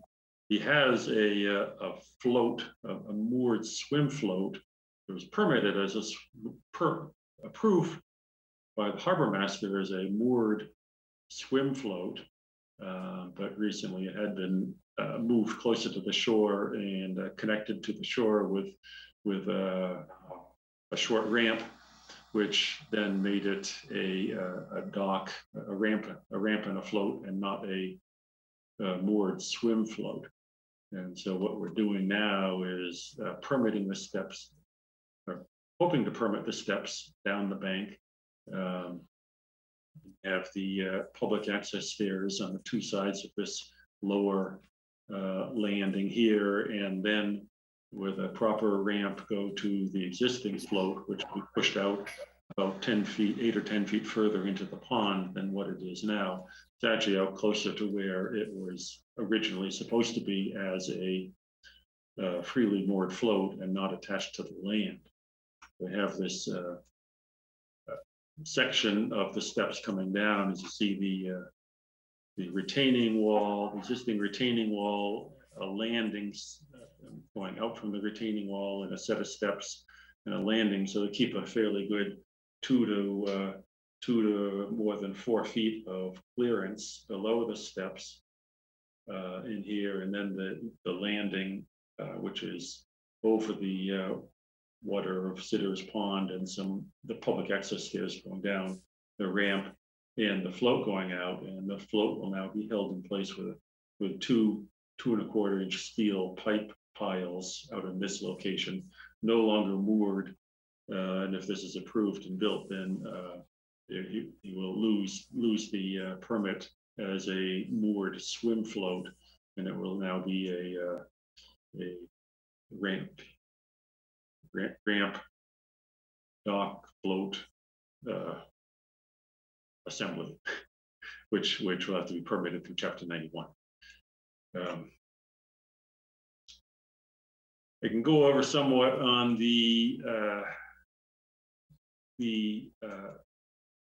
past areas. So we have, this is for the mitigation planting. This corner was here. We have about 168 square feet of driveway. This is a crushed stone driveway, not considered pervious. 168 square feet, so that by 336 square feet of mitigation planting being in Zone B. And then we have these 2 deck and shower areas. We can have an enlargement of that down here. So the northern one, what I have colored, you can see the difference in the color. This one is supposed to be orange. That's what's remaining. The outer area with the outlined in red with the black striping in it is what will be removed. Actually, the whole assembly will be removed and rebuilt, but it will be this much smaller, 18 square feet smaller. It'll be 61 square feet remaining, which is 61 square feet larger than what was approved in 2005. And so that will be triple mitigation, needing 183 square feet. And then there's this other, it was the other egress deck, which would be made somewhat smaller. This area here is partly some patio stones, which have been built around, but this was kind of one of those wedding cake steps, which goes stepping down in all directions. And now it will just be made smaller and step down in only 2 directions, one toward the water and one here. So that's 30 square feet, including some stone, and some of the wood structure will be removed. 25 square feet remain, which would require 75 square feet of mitigation. There is this patio area here. There was, well, it's up in the, see if I can pull up the,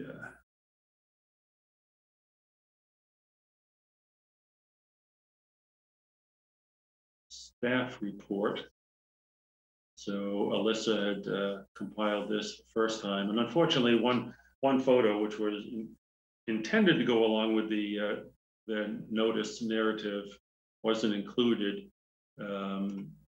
in the notice, this is the patio in question at the southeast corner of the property, as it is now, with these steps and some stones, some of which the stone area to be removed here. And this is the picture which was taken around 2005. And I know in some documents it was called a 10 by 13 patio. 10 by 13 is actually the area of the size of the house.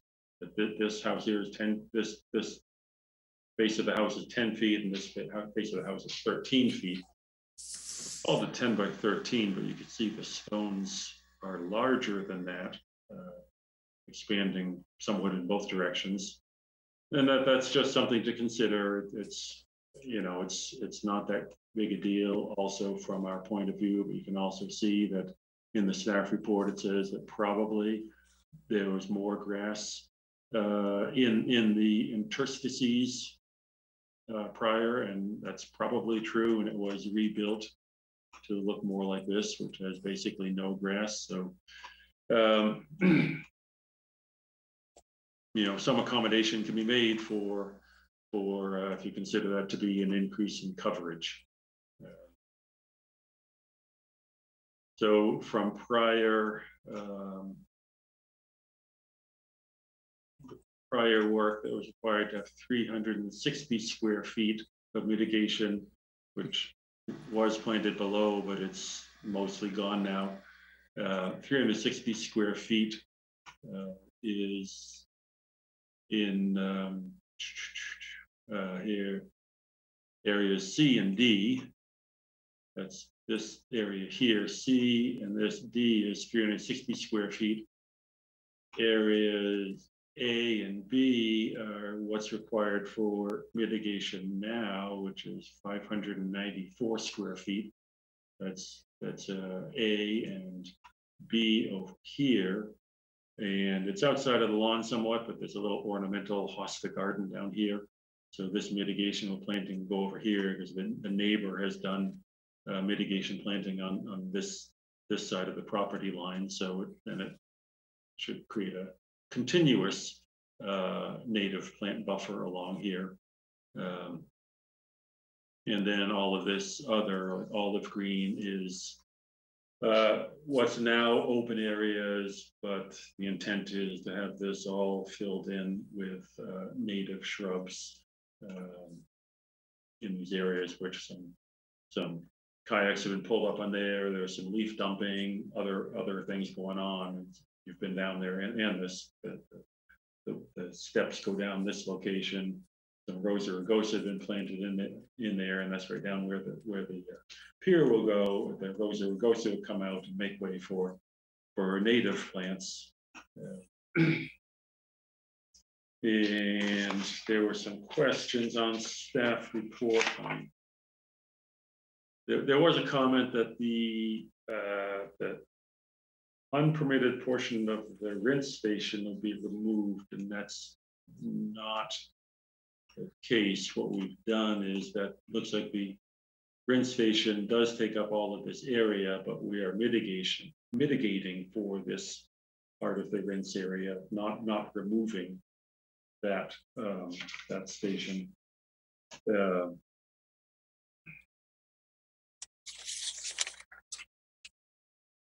There was a question about, there's a kayak, I think, talking about right over in this location, and the property line is right by the retaining wall, and there's some kayaks on the bank here, and that are the neighbors' kayaks. There's also a request to add some paver walkways and a kayak rack that's up here now. I'll go back and check which walkways, if it's going along here, or maybe the staff. I didn't have a chance to get back and ask which walkway to locate. There might be some coming along here, so I can add them to this plan. JB Tree and Landscape will be doing the planting out here.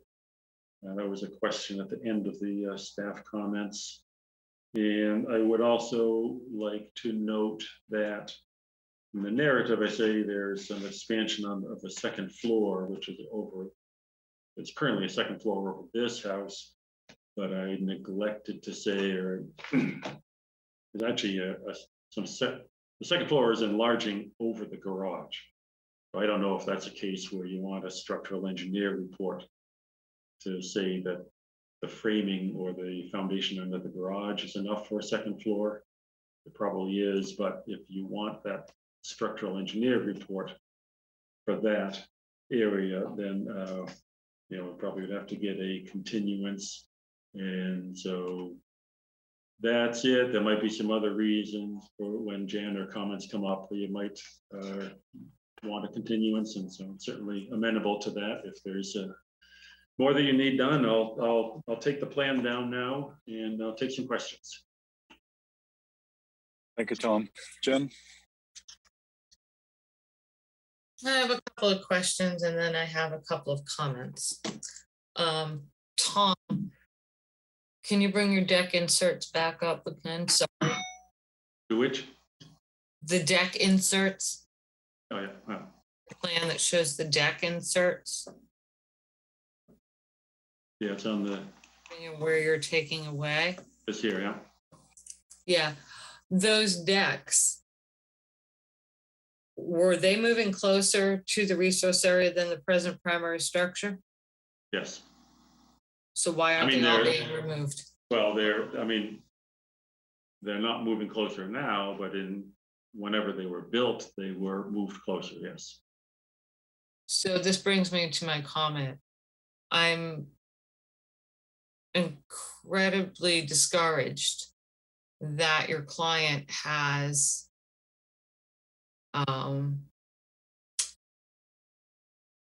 not been in compliance with any of their like RDAs or any of their permits, has repeatedly done work without seeking a permit, including turning a 10A float that was issued this spring into a full-fledged dock in the town of Falmouth, and now is proposing to just clean everything up like he did many times before. So my comfort level and my faith level in your client following through what you are now presenting is not great. Mm-hmm. So those decks, if they're moving closer to the present primary structure, and we don't know when they were constructed, most likely will, the board might require them to be removed. I mean, that's a pretty strong provision in regulations. You can stop sharing now, Tom. And so I'm concerned with that by taking a little bit out, we're not addressing the issue that they might have moved closer in violation of the regulations. We have the violation of turning a main mooring permit into a dock and then now trying to permit it. And I noticed that the dock was removed before the staff and the commission went out there to try to kind of, I don't know. Are we, is it removed for the winter, or was it removed so the commission didn't realize it was actually a dock this spring? That's the sneaky thing about our new aerials photography system. We have a lot of eyes in the sky. Well, we have it on our plan. We weren't trying to hide anything. No, I know, but you and I. He does take it in every winter, and I imagine that was part of her seasonal taking it in. Well, again, there is no seasonal taking it in. It wasn't supposed to be there. It's a 10-inch floor, So anyway, what I would recommend to the commission is every one of these little cleanup aspects of the plan, including replanting all the vegetation, is to be done and checked on by the staff prior to that, if that board approves the dock, prior to that dock going in. Again, my comfort and faith level with the client following through what he is either required to do or says he's going to do, it's lacking. So I would recommend to the commission that every every item that needs to be addressed that is in violation of our regulations or unpermitted be addressed before that dock structure, 10A permit with the ramp, whatever you would like to call it, goes back in next spring. And I do want a little bit more information on those decks and whether or not they move closer after 2008. I don't think that provision was in our regulations prior to 2008. But again, they were never permitted. So I don't know how the board is going to want to address that. Yeah. Well, if I may say, they probably need to be removed. But yeah. It just seems your client has a practice of doing a lot of work without seeking proper permits, and that behavior just has to stop. Yeah, if I may just say one thing about the decks, and it was on in past staff reports.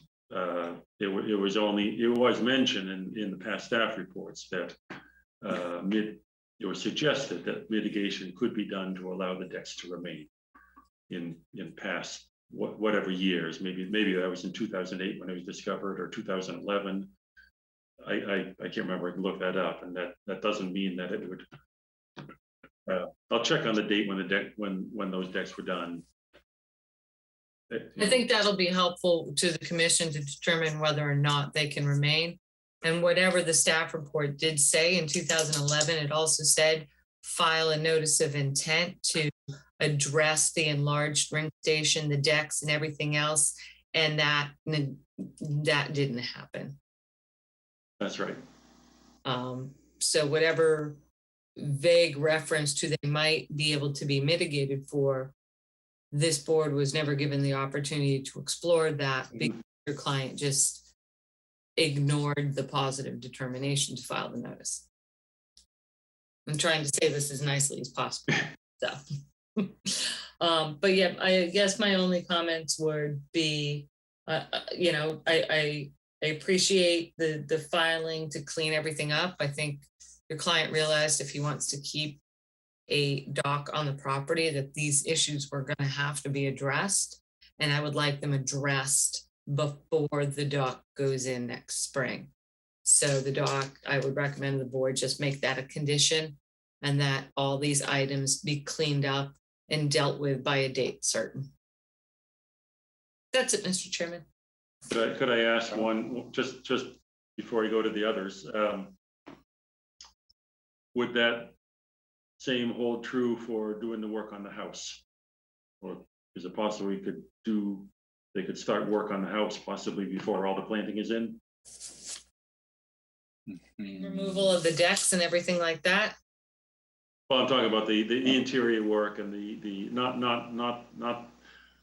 the interior work and the expansion of the second floor,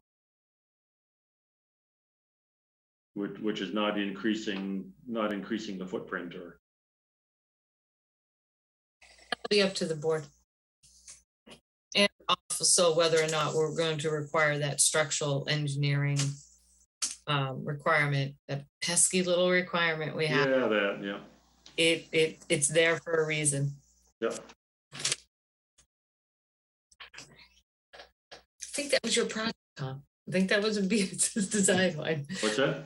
Started that snowball with requiring those structural engineering certifications on the foundations. And I think it's important to know.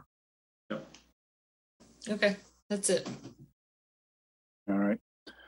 On that note, Tom, I would vote for that. So for that requirement of structural analysis. As to how much to get done ahead of time of the work, the interior work, I don't know, because now is not a good time of year to be planting or anything. Right. But we're going to have, I believe we're going to have at least one continuance, right? So I guess we'll have to dwell on that. Yeah. Okay. I mean, the housework can begin. The plantings can be done next spring. Right. For the installation of the dock. Yeah. I think But I the would thing you guys strongly talked about. recommend that, just given the history of the, All right, the. let's move on from that. So, if you can find that, the information you have, Tom, on the 2008, 2011, that would be helpful to you. Yes. All right, so I'm going to open up the commissioner comments before we get too far off track here. Courtney, you were very animated. I don't know what that was all about, but why don't you start? The only question I have is this: we have all these situations that have been ongoing, and I just want a clarification. Has the house been owned by the same person during this entire history? Yes. Okay. Well, I think having done a lot of work that seems to be not finished or complied with, I think we need to address it. And so clearly your continuance will address that issue. That's all I have. Okay, Kevin.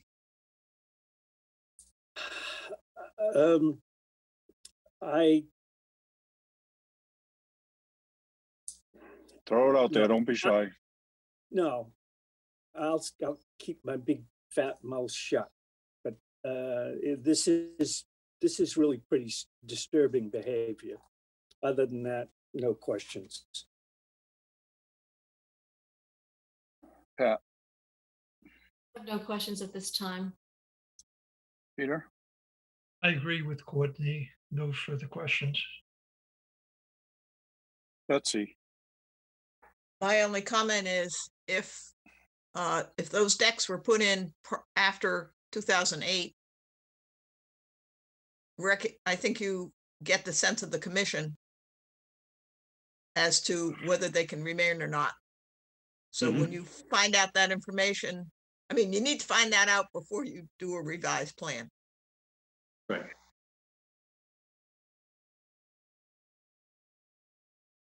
All right. Jen, are there any public chat function comments, questions? No, Mr. Chairman. Thank you.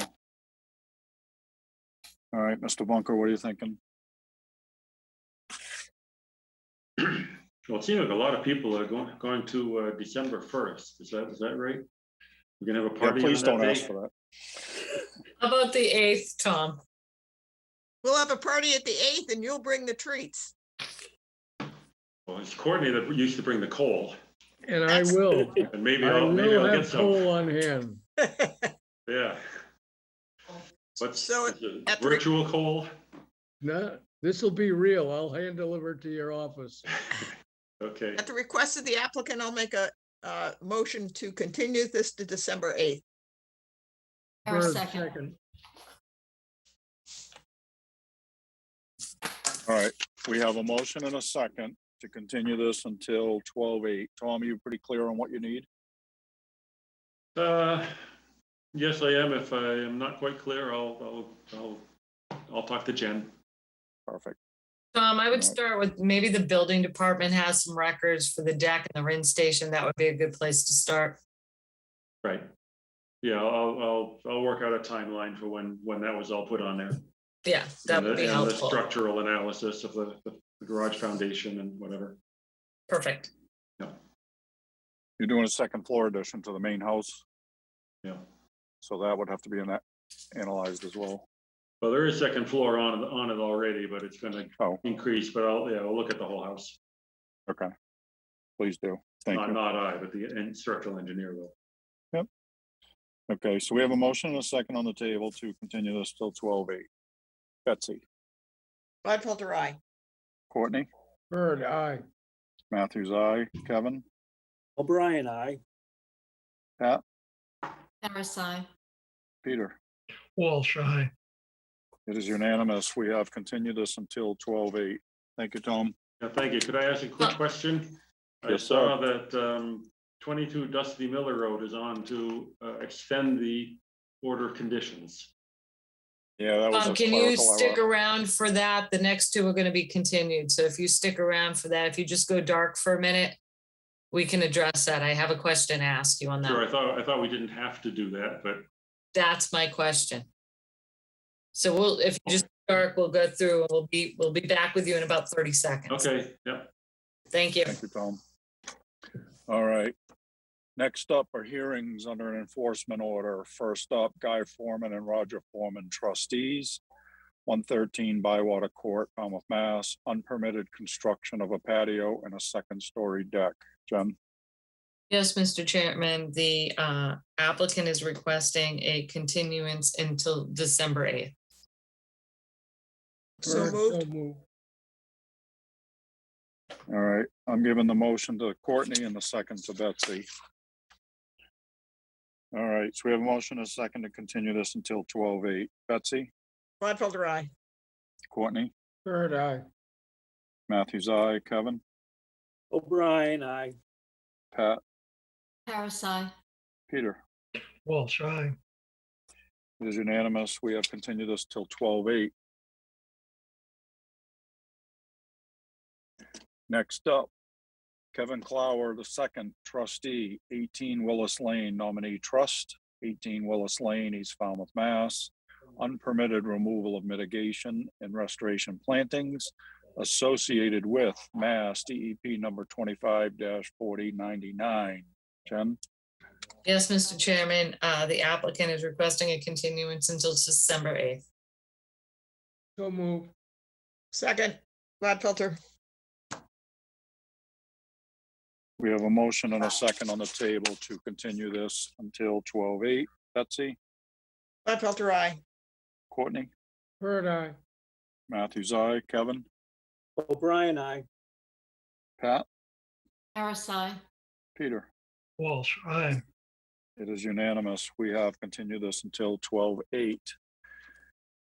Next up is a request to extend the existing order of conditions. First up, James and Paul B. DeVellis, 22 Dusty Miller Road, Falmouth, Mass. DEP number 25-4409. Requests a one-year extension. Jen? So, yes, Mr. Chairman, Tom, this permit is automatically extended 462 days from the date of its expiration. So would you like to withdraw your request for a continuance and reevaluate once that 462 days is up, or whether or not you need to extend it again? Yes, I thought we had already done that when we had the hearing for this to amend the order. Mm-hmm. And it came up then, and I said, yeah, we had filed for it, and then we talked Yeah, I think Amy probably just put it on the, yeah, right. So But if you could just give us a verbal withdrawal, that would be great. Yeah, so I'd like to withdraw the request. Thank you, Tom. Thank you. Okay, thank you. Have a good night, Tom. Thank you. Good Night, night. Tom. All right, next up, continued request for a certificate of compliance. William and Linda Dublier, 169 Metoxet Road LLC, 169 Metoxet Road, East Falmouth, Mass. Request for a certificate of compliance for Mass DEP number 25-4207. Mr. Chair, just a question. Am I on this quorum? No, you're not. And Oh, am wait, I on? wait, any wait, of wait, the wait, hold on. forums? I'm looking at the wrong thing. Betsy's gonna have to answer that. I don't have any information about this. All right. Courtney, is- if, you know what, Courtney, if you wanna go, I don't believe. you Yeah, can if I'm not on vote. any of the orders and so forth. that's You're fine. I mean, not I'll stay needed. for this if you want me to vote on it. Yeah, I don't think you were on it, Courtney. It was about the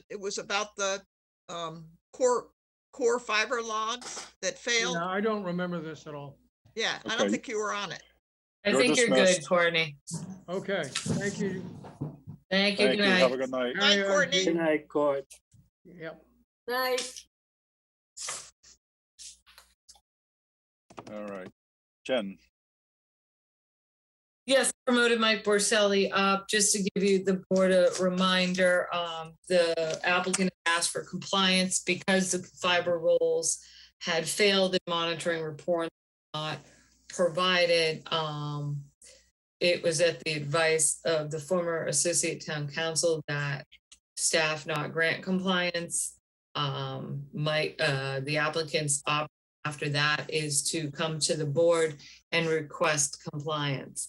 There is debris out there. Mr. Borselli and I met out there today with John Blake. John Blake, yep.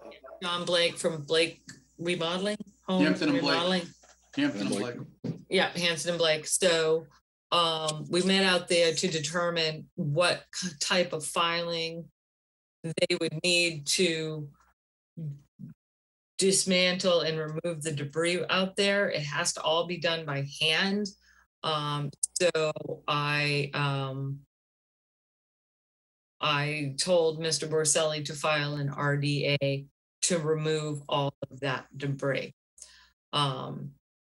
Mike, just for your knowledge, Jamie and I were talking this afternoon, and that RDA needs to be filed and the site cleaned up before the board could issue compliance if they're choosing to do that. So get the RDA filed in as quickly as possible, and John Blake can get in there and get his crew to clean everything up, and then the board can issue compliance at that time if they choose to. Do you know what his time frame is? I was looking at calendars before this, and actually Brian Wall's still in the audience because he represents the applicant too. Oh, okay. There's no need for him to speak unless there's some questions for him, but how you summarized it, Jen, is exactly how it was today. We went there and with John Blake, we walked down the access stairs, and there's some remnants of the coils left, and the material can be cut up by hand and hand carried up the stairs and then just disposed of at a approved landfill. So it was good to know that we can do it by RDA. So I'm going to file an RDA as soon as possible, but it looks like the RDA hearing, I should say RDA meeting, won't be till the 1st of December at the earliest. So he can't do the work till after that. Hopefully negative determination is voted.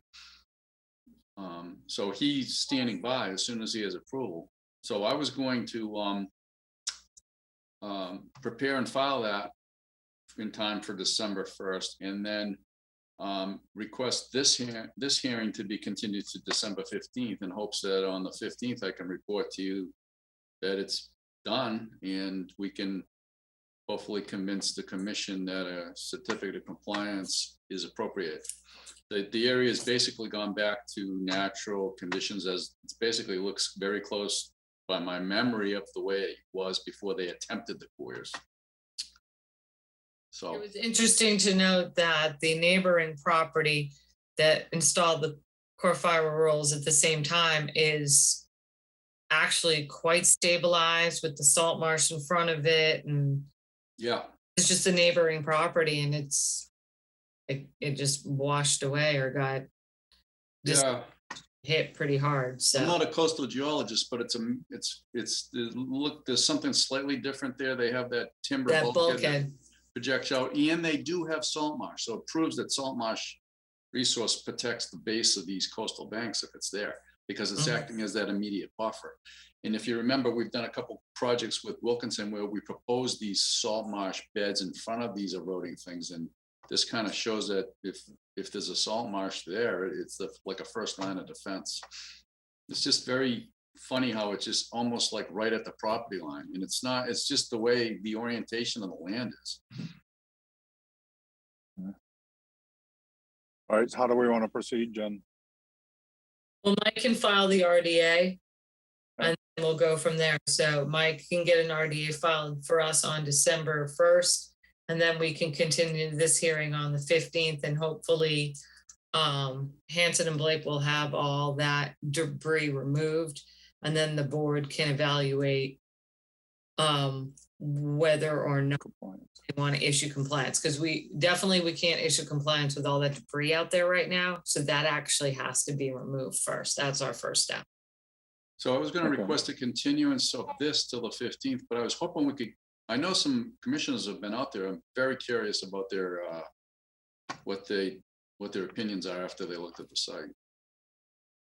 Let's find out. Do you want to, Betsy, make a motion first? To continue to the 15th? doesn't matter. Sure, go ahead. All right, I'll make a motion to continue this hearing until December 15th. Harris, second. Okay. Okay, now, Does that- now I'll give my comments. Yeah, I I had a couple of comments. One is just what you say. You look to the left and you go, wow, those core fiber rolls look like they're doing their job. And look at the salt marsh there. And then you look to the right and you say, I don't think I'm going to go to the base of those stairs because I'd be stepping into the water. Yeah, it was quite a contrast. If people haven't been out there, they should go out there. I think it's that little strip of salt marsh is doing a lot to keep that toe stable. Yeah. All right, anything else? No, nothing. Thanks, Jamie. Okay. Anybody else like to add anything? All right, Mr. Wall? You're muted, sir. No, There you Mr. are. Chairman, I don't have anything to add to what Mr. Borselli said. Thank you. Okay. All right, so we have a motion and a second on the table to continue this until 12:15. In the meantime, Mr. Borselli will be filing for an RDA for cleanup. And then in theory, we will vote on an issue to issue a certificate of compliance. All right, so with all that, Betsy, Gladfelder, aye. Matthews, aye, Kevin, O'Brien, aye. Pat, Harris, aye. Peter. Walsh, aye. It is unanimous. We have continued this until 12:15. Thank you, Mr. Borselli. Thank you very much. Thank you, Mr. Wall. Thank you, Mr. Chairman. Thank you, Commissioners. Thank you, Jen. Night, Thank you, gentlemen. gentlemen. Good night, everyone. Night. All right, next up, vote order of conditions. First up, Christopher Simler and Noreen O'Malley Simler, 65 Walker Street, Falmouth, Mass. 1 second, Mr. Chairman, I left my paperwork. This is a proposed porch addition. And a proposed addition above the cellar stairs that had that weird little structure going down. With the restoration plantings over by that isolated wetland that we think is in that depression that it might have been created by the drainage coming off the house. Who knows? Nate had adjusted the location of some of the trees like we requested. He addressed the staff report right away so that that information is in our possession. So there's my little notebook here. So I guess just condition the mitigation plantings and the removal of that pipe. And I know they're having the dry well put in, but just to make it clear, we were told it's a very superficial pipe. So making sure that's removed and another dry well installed if need be. Anybody have anything particular they want in there? All right, I'll make a motion to issue an order of conditions as discussed. Harris, second. all right. We have a motion and a second to issue an order of conditions. Betsy, Gladfelder, aye. Matthews, aye, Kevin, O'Brien, aye. Pat, Harris, aye. Peter. Walsh, aye. It is unanimous. We have issued an order of conditions. Next up, Daniel Celine and Chris Horiuchi, 91 Adamancet Road, Falmouth, Mass. Jen? This is to build the little dock out on Adamancet. Wait 1 second, Mr. Chairman, sorry.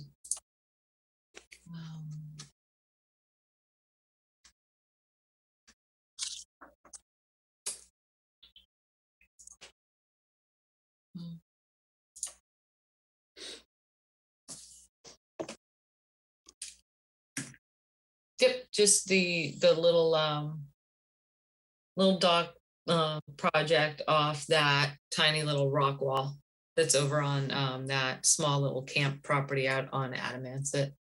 We didn't have too many concerns with that one. Just Renee tiny Betsy restriction, wanted right? something. You need to have a plan that reflects where the new septic system is. Yes, thank you.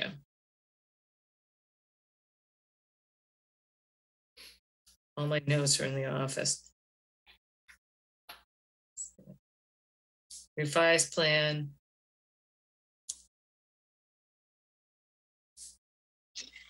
Showing new septic. And also showing the electric to lay to the dock. Yep. Thank you.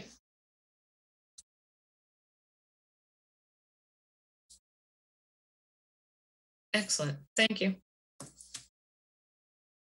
You think we don't pay any attention? I never say that. Did you have in there the time of year restriction? Damn it. Okay, I'll put the toy in. All right, anybody have anything else?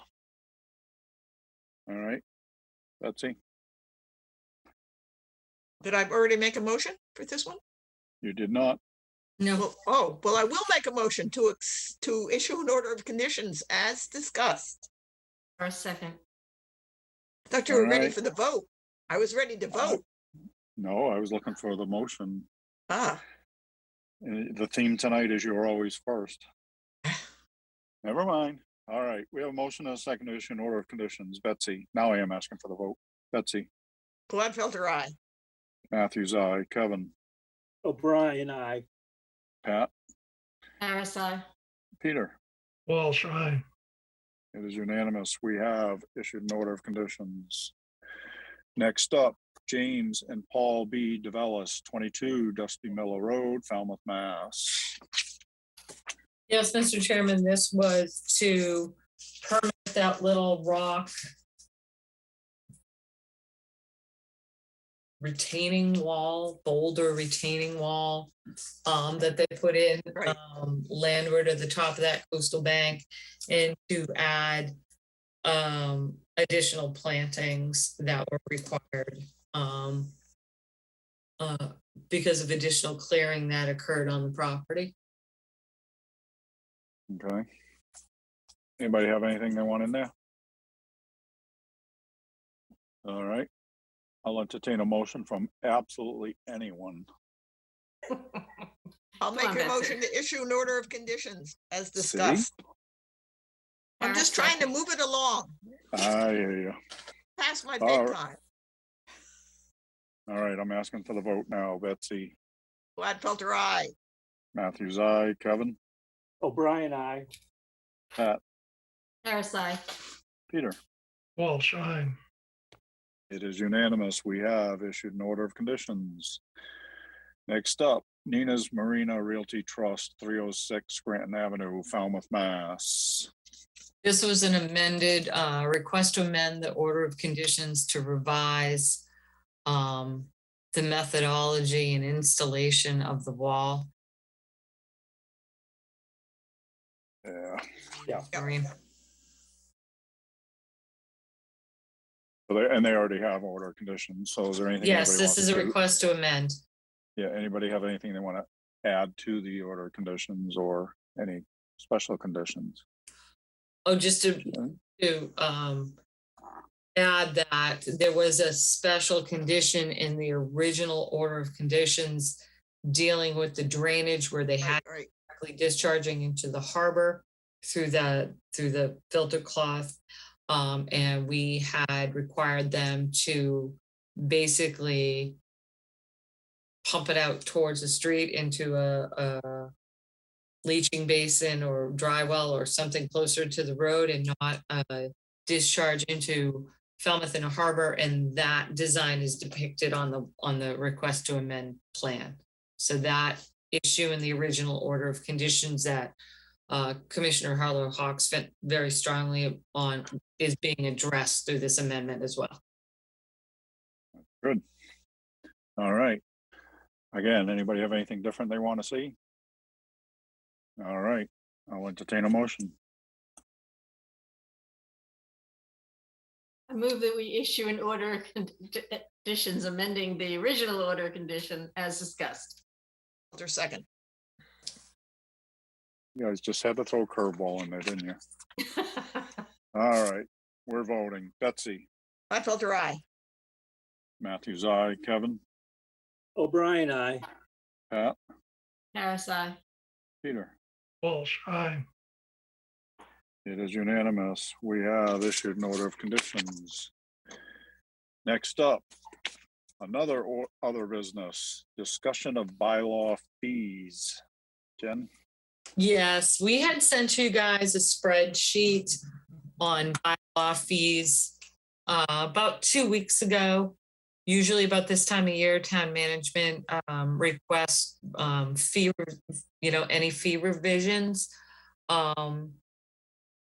So we compiled, the last time we did a complete overhaul of the fees was back in 2014 with some minor amendments to 3 different categories in 2017. So I just felt that it might be an appropriate time to see if the board wanted to look at your fees. So we basically compiled that kind of chart showing what our fees are, what the surrounding towns on the Cape and some communities immediately off Cape, coastal communities are charging. So I don't know if the board had time to look at those fees. The issue is that I need to have the fee memo to the Board of Selectmen. They wanted it Friday. This is why it was on last week's agenda. I wanted to discuss it last week, come up with some proposed fees for this week, and then get the memo to them. I did check with Diane. The reason it's due like 2 days from now is she has to advertise in next Friday's paper. So she has to get the advertisement to them either Wednesday or Thursday of next week. So if the board felt really strongly that you wanted to revise your fees, we could set up a quick Zoom meeting next week at everybody's convenience, either on Monday and Tuesday, and discuss it. Or we can just wait until next year. Just from a quick look at it, the fees from the 2 higher towns, Sandwich and Plymouth, for some of the coastal projects, they've been historically much higher than the other surrounding towns. And I do feel that we're pretty in line with everybody else. I mean, we could tweak some here or there or raise them, but that's completely at your discretion. We just compiled the information for you, provided it to you, kind of want to get a feel of what the commission thought. All right, Betsy? So Jen and I are well aware of changing the fee structure. We participated in this in 2008 when this we kind of get asked this and given like a week or two to do something. So I said to her, this is like maybe 2007. I said, well, let's be prepared ahead of time and let's make a chart like she has. And if you guys can figure out how much it costs you, how much staff time and NOI costs, et cetera, et cetera. And so we looked at it, and at the time, and I think it was 2008 when we changed it, we were like way below. And so we did make a recommendation, which kind of shocked some of the selectmen at the time, but other selectmen said they were surprised that we asked for a doubling of the fees across the board, but that they understood. We had a very good rationale with the memo that Jen prepared. And so what they came back is that they voted to increase the fees. Half the increase was the next year, and then the other half would be the year after that. So our recommendation was accepted. Now, having said all that, I looked at the fees and I agree with Jen. I think we're fine right now. And I think it's just, if we just kind of keep track of it, and if we start getting way out of whack again, then we can propose some changes in the fees. The opportunity to change this comes up every year, correct? Every year we get the fee memo. So we got it a couple of weeks ago. We compiled this chart for you, sent it to you guys. And like I said, my goal was to have it, because I kind of lost track of it for a week or two. Our goal was to have an initial discussion last week with you were interested in changing them. We could come up with some figures for you this week.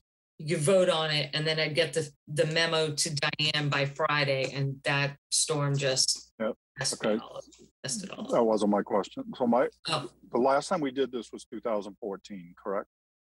That's what I thought, Betsy. I thought it was later than that. I thought it was 2014, but let me check. No, so my point is that.